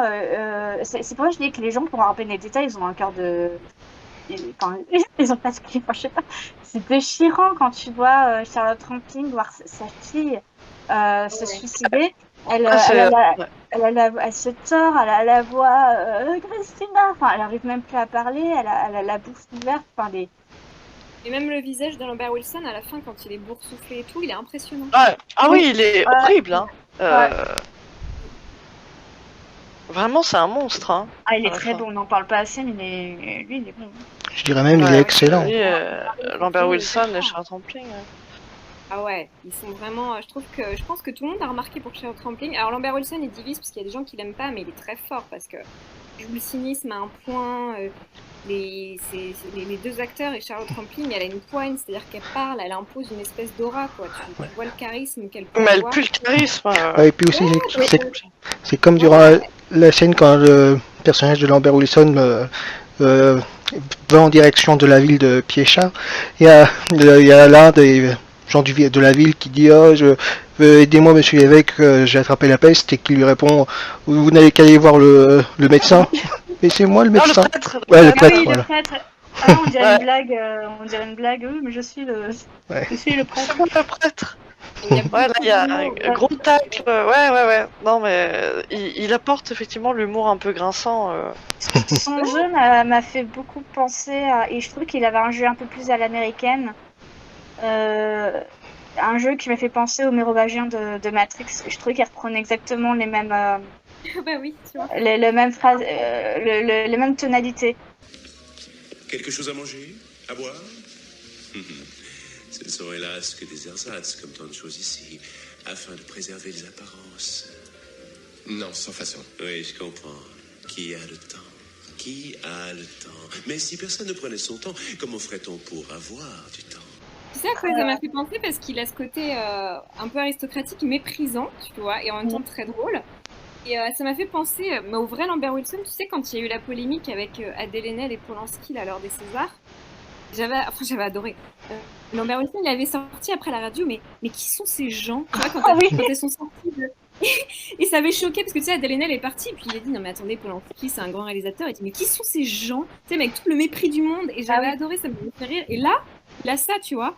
Et il y a un moment donné, j'ai adoré, je vous l'avais dit, quand Benedetta, à un moment donné, elle va mourir, on ne sait pas si elle meurt ou pas, et elle ressuscite. Et Lambert Wilson qui est là, et il dit, en gros, il dit, mais arrête, parce qu'elle est dans l'extase, elle fait, j'ai vu la mort, j'ai vu ceux qui seront encore là, et ceux qui n'y seront plus. Et puis Lambert Wilson, il fait, ouais, bon, arrête ton char, tu vois, en gros, il a un tel mépris, il lui dit, non, pour le moment, t'es sur Terre, et tu vas te calmer, en gros, et il a ce jeu, et et tout le jeu des acteurs est sans cesse un crescendo entre chacun qui donne une ambiance différente. Bah, les visions de Jésus. Les visions de Jésus, elles sont en crescendo aussi. Hein. J'ai pas fait gaffe à ça, mais au début, c'est Jésus dans un champ avec en mode berger, quoi. Enfin, il est berger. Enfin, Jésus le berger. Et après, c'est Jésus le belliqueux. Et puis Jésus le crucifié. Enfin, oui, ça va très en... Oui, dans un moment assez très pictural, hein. Oui. Jésus crucifié. Oui, au début, c'est très comment, pastoral. D'ailleurs, le début du film est très pastoral. Oui. Et après, il y a une escalade dans la violence. Et qui était pas mal. Le Jésus belliqueux qui était... Ah oui, c'était je suis là pour apporter le glaive, pas la paix mais le glaive, ça se rapporte à ça en fait. Jésus belliqueux. Puisqu'il tient une épée, c'est la... Oh mince, la parabole du glaive. Oui, tout à fait, le pouvoir. Je ne suis pas venu apporter la paix mais... C'est dans le Nouveau Testament ça? Oui, tout à fait. Ah ouais? C'est qui oui. C'est qui quoi? Je sais pas quel est Jean, Marc, Matthieu. Je pourrais pas te dire. Mais en tout cas, je sais que Michel Onfray, il est obsédé par Jean parce que il décrit Jésus avec un fouet quand il chasse les marchands du temple et puis pas les autres. Alors, ça a choqué Michel Onfray. Ben non, mais en fait, enfin, Jésus, il a effectivement ce côté belliqueux dans certains... Alors après, je pourrais pas dire de bêtises, hein, parce que ça fait longtemps que j'ai pas relu, mais il a ce côté quand même guerrier. Je sais pas si je pourrais dire guerrier, mais... Non, mais... Ouais. C'est pas ça. Effectivement, ça tranche avec l'image de hippie, de Palestine qu'on a... Oui. On a de lui en général. Hein. En même temps, il est toujours respecté. Il n'a pas fait de la provocation facile. Il n'y a pas de scène de sexe réel avec le Christ et tout. C'est toujours entre deux eaux. C'est ça que j'aime bien. Et vous avez vu que plus on avance dans le film, à la fin, on voit plus ses visions. Oui, et on voit un autre Jésus. On voit un Jésus moche. Et le Jésus péché. Hein. Le Jésus. Oui. Et on est de Jésus parce que il est super sexy en fait, cette vision de Jésus quoi. C'est érotique. Alors que le Jésus qui est sur la croix là, il était assez affreux. Il était. Oui, c'est vrai que ces visions disparaissent. Par contre, je sais pas pourquoi ces visions disparaissent. Je pense que c'est parce qu'après, on est obligé on doit la croire, et on est à chaque fois dans le doute. C'est-à-dire que petit à petit, tu vois, au début, on peut te dire, ouais, elle l'a vraiment vu, parce que je pense qu'on est à la place des sœurs aussi. Ah ouais, elle a vu, qu'est-ce qui se passe? Et petit à petit, il y a tout ce jeu de manipulation qui existe, et on n'a plus besoin des visions, en fait. On est comme les gens la voient. Oui, c'est installé, ouais. Exactement, c'est ce que je pense. Il y a une personne dans le chat, je sais plus qui c'est, mais à culpa, qui a fait une réflexion intéressante, et j'avais remarqué aussi, c'est que au début, quand elle a sa voix de possédée, c'est pas sa voix, et sa voix est moins modifiée plus on va vers la fin, et plus c'est sa voix à elle qui ressort. Ouais. Attendez.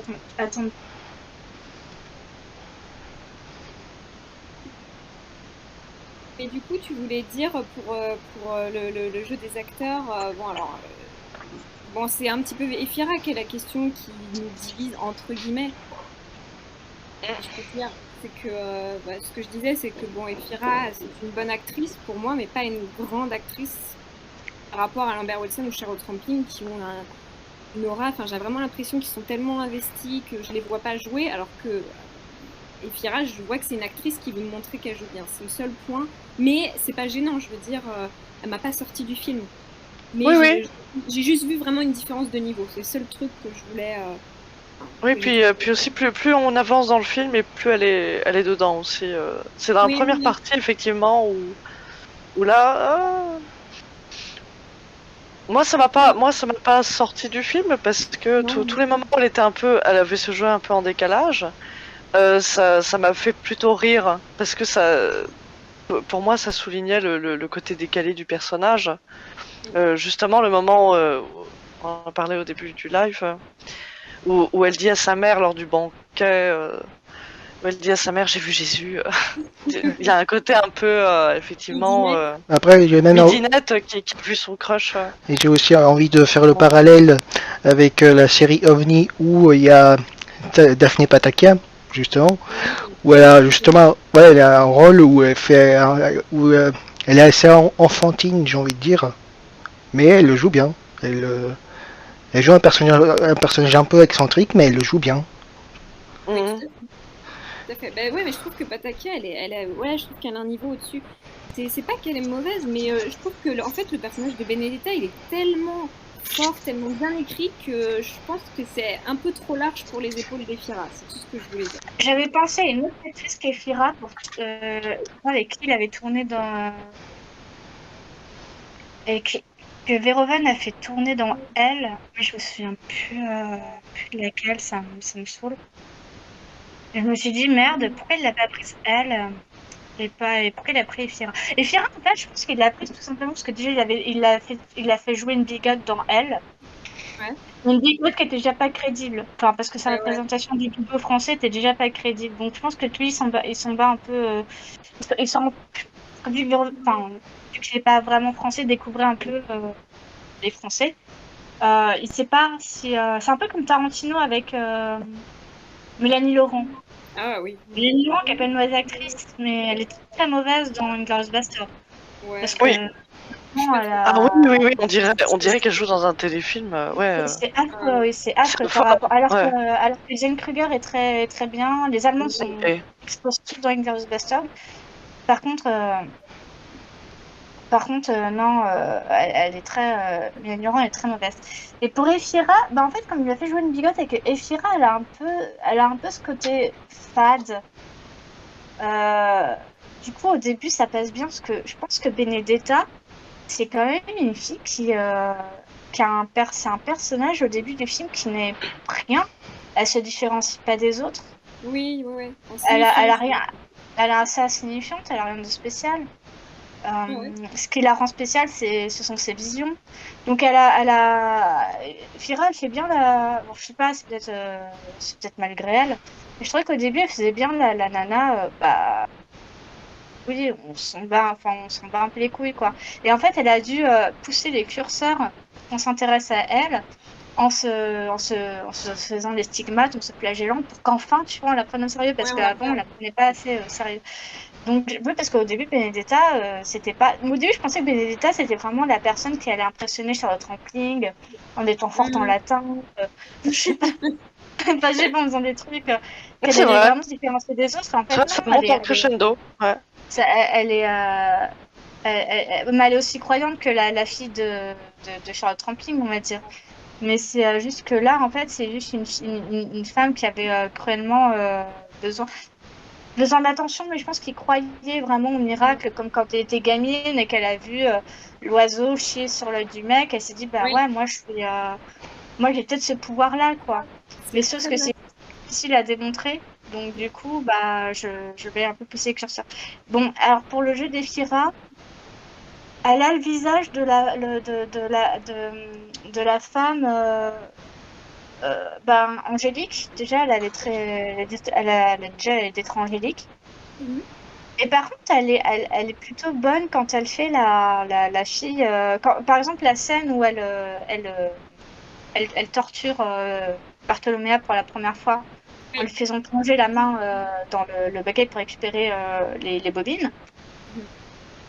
Là, je la trouvais bonne, tu vois. Là, je me suis dit, ok, si une femme me parle comme ça, oui, je vais plonger ma main. Parce que j'ai plongé ma main tout simplement parce que elle est très elle avait ce côté, elle peut avoir ce côté hyper magnétique, et parce que je voyais qu'elle rigolait pas. Ouais. Oui. Franchement, alors là, du coup, donc moi, j'aurais plongé ma main, ça m'aurait fait chier, et puis après voilà, quoi. Mais elle a quand même ce petit côté fade et magnétique. Après, le jeu, effectivement, il est pas au niveau parce que c'est pas une actrice hyper confirmée comme Isabelle Huppert. Mais c'est pas dérangeant, mais c'est juste que effectivement le rôle est tellement intéressant en termes de tout ce que. En fait, une actrice, elle peut tout montrer dans ce film. La séduction, la naïveté, la folie. Il y a tellement de que là, c'est juste que alors que Charlotte Rampling qu'on voit pas à poil, qui a un jeu entre guillemets assez monotone, elle a un tel charisme. C'est ça qui tranche quoi. C'est ça. Et beaucoup de gens ont dit ah ouais Charlotte Rampling, c'est marrant. C'est la seule Charlotte Rampling, elle a transpercé l'écran. Oui, mais elle a un rôle. Elle a un rôle aussi un peu plus. Un rôle un peu plus. Elle connaît quoi, on va dire Rampling. Donc c'est normal qu'elle soit. Mais c'est vrai qu'Efira, elle a un rôle trouble. Et je pense qu'elle n'a pas été super bien non plus dirigée. Elle était très libre. Et elle est. C'est une instinctive, je pense. Mais c'est vrai que c'était pas. C'est vrai que c'était un rôle un peu trop. Mais ceci dit, vous savez, ça me dérange pas parce que les actrices chez Paul Verhoeven, elles sont pas toutes bonnes quoi. Sharon Stone dans Basic Instinct, c'était pas.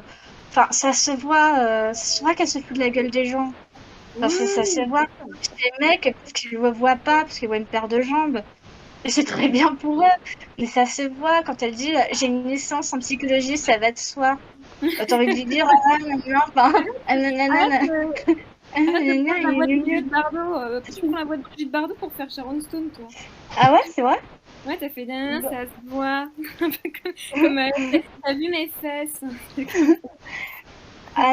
Non, mais elle a une voix française très hyper sexy, Sharon Stone. Mais en fait, c'est une voix française que tu t'entends. Elle faisait aussi la voix de Whitney Houston dans Bodyguard.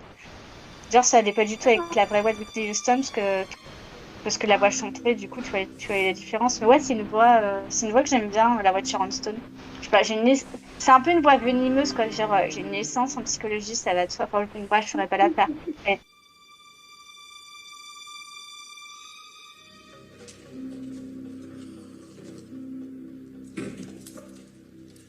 On dirait que vous aimez jouer, non? J'ai une licence de psychologie, alors ça coule de source. C'est amusant, le jeu. Le truc, c'est que les actrices, même Elizabeth Berkley, en fait, dans Showgirls, ça a détruit sa carrière parce que tout le monde a dit qu'elle jouait super mal et qu'elle était dans l'excès.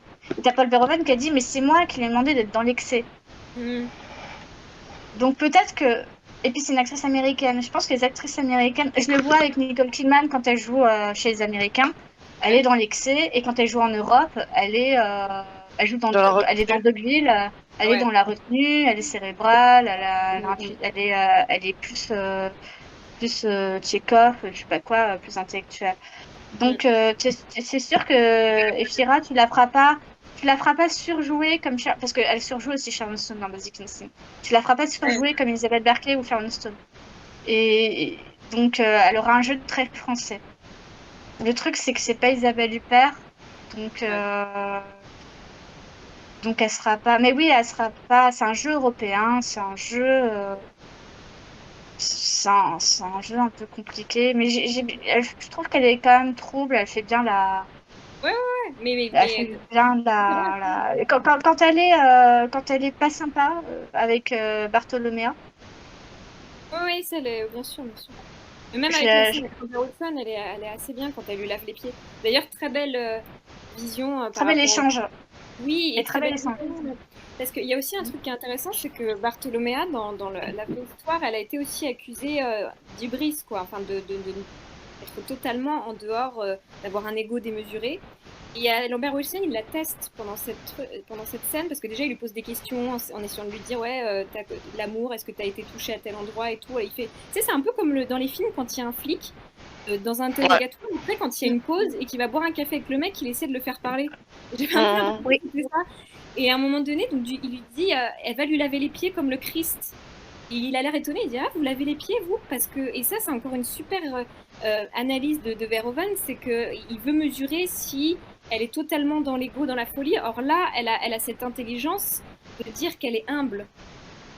Tu vois, parce qu'on l'accuse. Elle a un côté très Jeanne d'Arc, hein. Tu sais, vous savez, le procès de Jeanne d'Arc où elle a réponse à tout. Je trouvais que c'était exactement ça, là, un peu la réponse à tout à un moment. Il y a aussi une autre raison pour laquelle elle lave les pieds, c'est aussi pour voir son corps physiquement, voir s'il est malade. C'est là qu'elle voit d'ailleurs qu'il a la peste. Hein. Ouais. Et qu'elle peut faire Je veux dire, c'est très malin hein, de voir l'état de son corps. Bon. Ah oui, Il y a un côté vraiment pragmatique aussi. Et ce que je voulais dire, c'est très important chez Paul Verhoeven. C'est que les femmes, il prend souvent des femmes qui, pas toutes, hein. Soit il y a une femme qui a beaucoup de charisme, qui est très charismatique, ou soit c'est une femme qui a un regard d'appel au vice. Et Sharon Stone a un peu ça. C'est vrai. Des yeux de vipère. Hein. Je trouve que Denise Richards, elle a un peu ça, mais elle arrive à être quand même un peu candide. Daphne Bataclan. Oui, elle l'a totalement. Daphne Bataclan, elle l'a. Et comment elle s'appelle? Et celle qui joue dans Showgirls, mais pas Berkeley, l'autre là, Gina, je sais pas quoi là, celle qui joue Crystal. Alors elle, pendant tout le film, et je trouvais qu'elle était très bien en plus dans Showgirls. Alors je sais pas si vous revoyez mais googlez cette fille-là, vous tapez Showgirls Crystal. Elle a des regards pendant tout le film. Elle a dit qu'elle avait joué son rôle comme si c'était un transsexuel qui et puis avec sous-texte lesbien, enfin même pas sous-texte d'ailleurs, parce que le sous-texte il est tellement flagrant que c'est même plus un sous-texte. Et en fait, elle a toujours un regard. Et ça, c'est très. Les actrices des années 90, je trouvais qu'elles avaient souvent ce regard-là, hyper. Un peu penché, les yeux. Le regard libidine. Un regard hyper libidine. Et ça, chez Paul Verhoeven, il y a que chez Paul Verhoeven où tu as des meufs comme ça. Peut-être un peu chez Brian De Palma. Oui, c'est ce que j'allais dire. Moi, j'adore, moi. Moi, c'est parce que ça me fait marrer. C'est tellement. Très dit. T'as des meufs qui ont des regards comme ça, hyper intenses, qui veulent te bouffer. C'est vrai. Il a réussi à faire ça dans des films français. Dans Elle, pas trop. Je dirais un peu Alice Isaz, mais elle a pas... Elle a un charisme d'huître. Hein. Oui, voilà, c'est ça. Elle surjoue comme la meuf de Showgirls, hein, Alice Isaz. Elle a une putain de pile électrique... c'est un peu ce genre de meuf. Mais j'adore ça, j'adore ces regards-là. Nicole Kidman, elle l'avait aussi un peu dans Batman Forever ou dans Prêt à tout. C'est vraiment regard penché, et elles vont aspirer ton âme et tout ça. Et Bataclan, elle a ça par moment. Au début, elle joue avec Benedetta. C'est pour ça que tout le monde s'est dit, bon, la putain, quoi, la pécheresse, parce que vous avez cette manière de putain. Mais moi j'aime bien. Et ça, on le reverra plus. Quand ces mecs-là sont morts, on ne verra plus de ce genre de. Intéressant. Tu verras pas. T'as dit un truc intéressant en plus une autre fois. T'avais dit en fait Verhoeven il s'est vraiment donné des rôles de femmes alors que Scorsese il sait pas quoi en faire. C'est totalement vrai. Mais alors sur Twitter on m'a dit ouais mais t'es complet, il a fait Alice is not there. Oui s'il a fait Alice is not there c'est parce que justement il voulait faire un personnage avec un premier rôle féminin parce qu'il savait pas très bien écrire les personnages féminins. Mais je dis pas que Scorsese c'est un gros phallocrate, hein, c'est pas du tout ce que je dis. Non bien sûr c'est qu'il sait pas les utiliser. C'est pas, oui il est pas à l'aise, il connaît pas quoi. Ça les peut-être que ça l'intéresse pas. Mais ça c'est normal. Hein. C'est vrai que ça peut ne pas l'intéresser. Par contre il a des beaux rôles féminins, mais c'est vrai que pour moi, en fait, peut-être. Oui, elles sont là. Tu sais, c'est un peu ce sentiment. Ça vous est déjà arrivé d'être une soirée où il y avait que des mecs. Ils sont contents que tu sois là. Et puis tu sais, c'est en tout honneur, tu vois. Il n'y a pas de machin. Ils sont contents que tu sois là, mais ils savent pas quoi te dire. Ils savent pas quoi faire de toi parce qu'ils n'ont pas la même discussion. C'est ça. Et ils peuvent pas entièrement se lâcher. Tu sens qu'ils aimeraient se lâcher, mais ils peuvent pas trop. Ils le font quand même. Toi, tu sais pas trop quoi dire. Ça fait un peu rondière. J'aime beaucoup, ton hommage, j'aime beaucoup ton hommage au cinéma de Scorsese, c'est bien résumé. Non, mais je vais me faire. Non, mais c'est un grand cinéaste. C'est pas grave. On a le droit de Non, mais il a une façon de. Par exemple, quand il filme Sharon Stone, première apparition de Sharon Stone dans Casino, c'est très bien. Mais je pense que beaucoup de femmes s'ennuient un peu dans les films de Scorsese. Enfin, je les vois pas s'amuser autant que dans les films de Paul Verhoeven, où j'ai quand même l'impression qu'elle s'amuse un peu plus. Et elle me communique. Oui. Parce que t'as beaucoup de regards entre femmes aussi, t'as beaucoup de regards, des échanges de regards, mais dans Showgirl c'est incroyable, mais des échanges de regards entre toutes en fait, entre toutes les femmes qui ont des répliques parfois mais dégueulasses, genre vous vous souvenez, mais en fait, alors apparemment c'est culte, je ne savais pas, mais t'as une scène entre Berkeley et Gina Gershon, elle s'appelle comme ça, où elles sont au restaurant. Et en fait, tout le film, comme comme elles sont danseuses, elles mangent rien. Enfin, elles mangent des légumes et du riz complet. Et ça, c'est un running gag, je mange des légumes et du riz complet. Et là, dans le restaurant, elle décide, et t'as Berkeley qui demande, est-ce qu'il y a du riz complet et des légumes? Et l'autre, elle dit, mais t'aimes ça? Et l'autre dit, bah non, j'aime pas ça. Et la fille dit, et Berkeley dit, de toute façon, c'est aussi mauvais que des croquettes pour chiens. Et pour cause, je sais de quoi je parle, j'en mangeais. Et l'autre a dit, je vais te faire une confidence. Moi aussi, j'ai eu ma période où je mangeais des croquettes pour chiens. Bon appétit. Je comprends rien à cette carte, c'est du chinois. Je vais choisir pour toi. Ils n'ont pas de riz complet et de légumes verts. Tu aimes le riz complet et les légumes verts? Ouais. T'en es sûr? Si on veut. Sûre et certaine. Je pense que les chiens en raffolent. C'est pire que du canigou. J'en ai mangé autrefois. Non, c'est vrai? Quand j'étais gamine. Des croquettes. J'adorais les croquettes. C'est drôle, je les adorais aussi.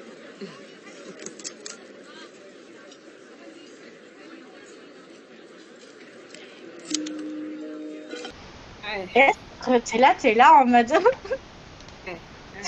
Mais je crois que aucune nana au monde a une conversation comme. Non, mais c'est clair.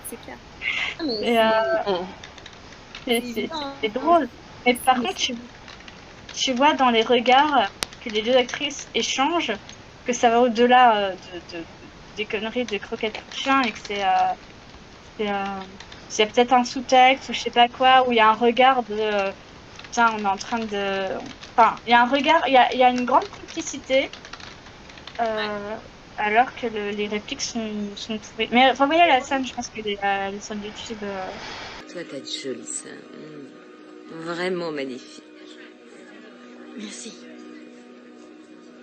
J'adore les jolis seins. J'ai toujours adoré, pas toi? J'adore avoir des jolis seins. T'adores faire quoi avec?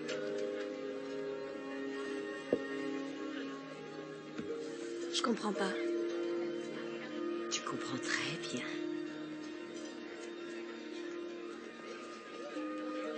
Les serrer dans un bustier sexy. Ou dans une jolie robe. Ça t'excite aussi de les montrer, hein, à vous? Je détestais les montrer aux cheetahs. Pourquoi? Moi, je regardais, ça me plaisait.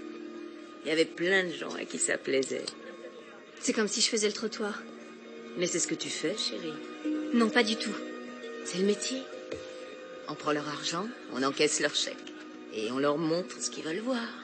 T'es peut-être une pute, toi, Cristal, mais pas moi. On est pareilles. Toutes les deux, chérie. Non, mais c'est clair que si t'es une actrice, tu préfères 100 fois tourner avec Verhoeven que Scorsese, quoi. Enfin, en termes d'intérêt du rôle, ça n'a rien à voir. Ah non, mais c'est ça, après, c'est pas son intérêt, comme tu dis, mais c'est pour ça que, en fait, faire des faux procès à Verhoeven, je trouve qu'au contraire, il fait des rôles féminins bien plus intéressants que des trucs de nana badass. C'est bien les nana badass, mais si c'est ça, la nouveauté qu'on lui propose comme étant des rôles intéressants, bah non, mon Dieu, quoi. Franchement, tu vois les films de Verhoeven, t'as des palettes extraordinaires. Ah non, Ouais. arrête, moi je préfère Black Widow, quoi. On est tous de Black Widow. Non, Wonder Woman, c'est mieux. Oui, c'est ça. Mais on est tous de Wonder Woman. Non, mais tu vois, rien que dans Benedetta, t'as Benedetta qui est une forme de manipulatrice qui croit peut-être à son truc, qui est peut-être schizophrène, on ne sait pas, ou possédée. T'as Bartolomea, t'as Charlotte Rampling qui joue une femme de tête et qui a quand même un cœur qui a un sens du devoir parce qu'elle nous dit en gros qu'elle croit pas trop à Dieu, mais qu'elle a voué sa vie à son abbaye, tu vois. Et puis t'as une autre, j'ai perdu son nom, celle qui se suicide, qui est très pure, elle croit en Dieu. Christina. Donc tu as toute cette palette de femmes qui est incroyable. Au contraire, les hommes, bon, on s'en fout un peu. À part Lambert Wilson, les autres sont très insignifiants. Christina, je suis pas sûre qu'elle soit pure, hein. C'est pas ça, c'est juste parce que sa mère a perdu le pouvoir. Et en fait, elle est dégoûtée de voir que, en gros, que ça ne sert à rien, mais ça, c'est une leçon de vie qui est très vraie, hein, d'ailleurs. C'est que les gens droits sont pas les plus. C'est pas la droiture qui fonctionne, c'est l'opportunisme ou le. On en revient au côté manipulatoire de ce que l'on disait avec Benedetta et compagnie. Bah oui, c'est ça. Non, mais je pense que Christina, elle était. Tu sais, quand sa mère était au pouvoir, ça lui posait pas de problème. Hein. C'est quand elle a vu jusqu'où ça pouvait aller, que sa mère était destituée. En plus, je pense que sa mère est destituée, du coup, elle pourra pas avoir la place de sa mère, parce que je pense qu'il y avait aussi un peu de ça. Et elle voit qu'il y a une espèce d'opportuniste qui a son âge, qu'elle a fait rentrer, en plus elle qui l'a fait rentrer, qui va prendre sa place. Et elle se dit, bon je vais être... En plus, elle n'a pas été honnête, hein, Christina, parce qu'elle l'a pas vu. Elle a fait un faux témoignage. Justement, c'est ce que je voulais dire, c'est qu'il y a un truc... il y a quelque chose, à mon avis, peut-être plus que seulement de la manipulation. C'est qu'à un moment donné, elle en parle à sa mère supérieure et Charlotte Rampling, elle lui dit oui, mais si vous le faites, parce qu'elle dit moi j'ai une cause plus grande, si vous le faites, je ne vous soutiendrai pas. Et elle va quand même le faire, et je pense qu'il y a quand même, je dis pas qu'elle est une fille pure, un peu dans les anges ou autre, mais je pense qu'elle a quand même un sens de quelque chose de sacré. Pas forcément vis-à-vis de Dieu, mais il y a une sacralité qui est rompue avec Benedetta. Oui. Et c'est ça où il y a encore une intelligence, c'est que finalement, Verhoeven, il nous met toujours le doute, la frontière du bien et du mal est toujours confuse, parce qu'elle finalement, elle finit par mentir, mais pour dire quelque chose qui est peut-être vrai, parce qu'elle n'a pas vu Benedetta se faire des stigmates, mais c'est peut-être vrai. Et elle prend le risque de mentir pour quelque chose qu'elle estime être une cause juste. C'est en cela que je la vois, entre guillemets, un peu pure, c'est qu'elle a ce sens... effectivement, comme tu dis, de l'injustice, mais aussi d'une sacralité qui a été rompue. Oui, tout en sachant que ça peut très mal se finir pour elle. Hein. Exactement, puisqu'elle se flagelle, elle est trop près. Parce que bon, elle a été prévenue, quoi, par... Tout à fait. Mais en fait, s'il veut des pirouettes et des trucs, c'est pour combler... Là toute l'intensité, elle est dans l'intrigue. En fait, on va pas rajouter des scènes où elle va égorger un mec pour qu'il ait l'impression qu'il y a du budget, tu vois. C'est comme dans Elle, tu vois, dans Elle, il voulait des trucs, mais non, il attendait en fait que ce soit Kill Bill, qu'après Isabelle Huppert, là, il se vengeait. Ouais, un coup de katana. C'est ce qu'il a dit. Non, mais non, mais je me dis, l'intensité, elle y est, en fait. Mais tu vois, c'est comme dans un huis clos, faut faire marcher autre chose que t'aies le besoin. Là, t'as envie de voir, tu dis, ah ouais, c'est un film de costume, j'attends qu'il y ait des trucs, mais c'est pas possible, quoi. Et même dans les visions, il n'y a pas besoin de ça. Et donc c'est pour ça que je comprends pas le truc qui s'est trompé de film. Il voulait un polar, je sais pas. Je sais pas ce qu'il attendait. C'est une belle phrase de conclusion. Et après, le mec il dit non, c'est pas ce que Paul Verhoeven a voulu dire. Bah si tu le remets en perspective avec ses autres films, en fait il te dit exactement la même chose, c'est que la nature humaine. C'est un peu... vu que la nature humaine est ce qu'elle est, quoi. toujours des opportunistes, tu auras des victimes, il y aura des gens qui sont morts, que finalement toutes les institutions fonctionnent de la même manière. Il y a les dominants, les dominés. Bon, on va dire, ce qu'on peut reprocher, c'est peut-être oui, ça pisse pas loin, mais moi je trouve que c'est bien de le dire parce que c'est toujours le cas, c'est toujours actuel. Vous me direz ce que vous en pensez, mais je rebondis sur ton argument, c'est que dans le chat, on nous dit qu'apparemment, Verhoeven, il voudrait adapter Bellamy. Bellamy. Et Bellamy, c'est totalement encore de la manipulation. Ouais. Donc, c'est pas le Verhoeven, désolé, quoi. Donc c'est ça, et on voit bien justement, moi, si vous devez aller voir ce film, ce que je dirais pour ma conclusion, je vous laisserai faire la vôtre, mais c'est effectivement ce plaisir de la manipulation, effectivement de la médiocrité humaine. Comme je dis toujours, je crois que c'est Sir Jean-Baptiste Lassalle qui disait là où il y a de l'homme, il y a de l'hommerie, donc il y a de la médiocrité. Il aime ça et en même temps il montre les rapports, comment l'intelligence, c'est pas forcément justement que le muscle qui fait les choses, comment ça peut se renverser, et c'est ça l'histoire humaine. Et en même temps, donc ça c'est le petit côté, je dirais, voilà, comment on acquiert ça, la sexualité, le rapport au corps, les mesquineries. Et d'un autre côté, il y a un côté un petit peu plus profond qui est une critique, on peut dire politique, mais qui n'est pas bébête, parce qu'en fait, il fait un peu comme fait Cimino et d'autres, c'est-à-dire que Cimino, il peut critiquer une part de l'histoire de l'Amérique, ça ne veut pas dire qu'il critique l'Amérique, c'est ce qui se passe aussi avec l'Église. C'est là où Verhoeven est intelligent, c'est que c'est pas un truc à charge stupide, et il nous montre bien que c'est un outil politique, puisqu'il nous parle de Jeanne d'Arc, et il est vrai qu'il y a plein de coïncidences, de liens communs. C'est-à-dire que Jeanne d'Arc, au début, elle est examinée, il faut qu'elle soit vierge, on croit à ses voix, on l'utilise aussi politiquement, donc il sert à tout le monde, et à la fin, on veut qu'elle n'existe plus, donc on lui fait un procès politique et religieux, et on lui dit « Ah, mais vous êtes quand même travesti, vous étiez quand même avec des hommes, on est en train de dire un peu que t'es un peu une putain, Jeanne d'Arc, tu vois ?» Et il y a tout, donc tout ça, c'est très très intelligent sur ce processus. Et pour la petite histoire, en vrai, dans le procès de Benedetta, on nous dit que c'est rapporté qu'elle aurait dit pour coucher avec Bartolomea qu'elle parlait avec un ange qui lui disait qu'elle était possédée par un ange qui lui disait qu'elle donnait des ordres à Bartolomea pour avoir du sexe avec elle. Et ça, pour garder l'ambiguïté, Verhoeven ne nous dit pas, mais il nous le montre d'une certaine manière. C'est pour ça qu'on a cette sensation de possession. Et donc c'est ça c'est avec cet œil-là, et en même temps l'humour. Alors contrairement à ce que dit encore certains youtubeurs, l'humour ça fait pas sortir du truc. Sauf si évidemment tu crois encore dans Ridley Scott, voilà, je sais pas, ils sont perdus. Mais c'est fait pour ça. Donc voilà, moi c'est ce que je retiendrai du film. Voilà. On ne comprend pas toujours les instruments de Dieu. Peut-être a-t-il mis Benedetta en transe, ou bien Dieu nous a envoyé une folle qui débite des sottises pour servir ses desseins.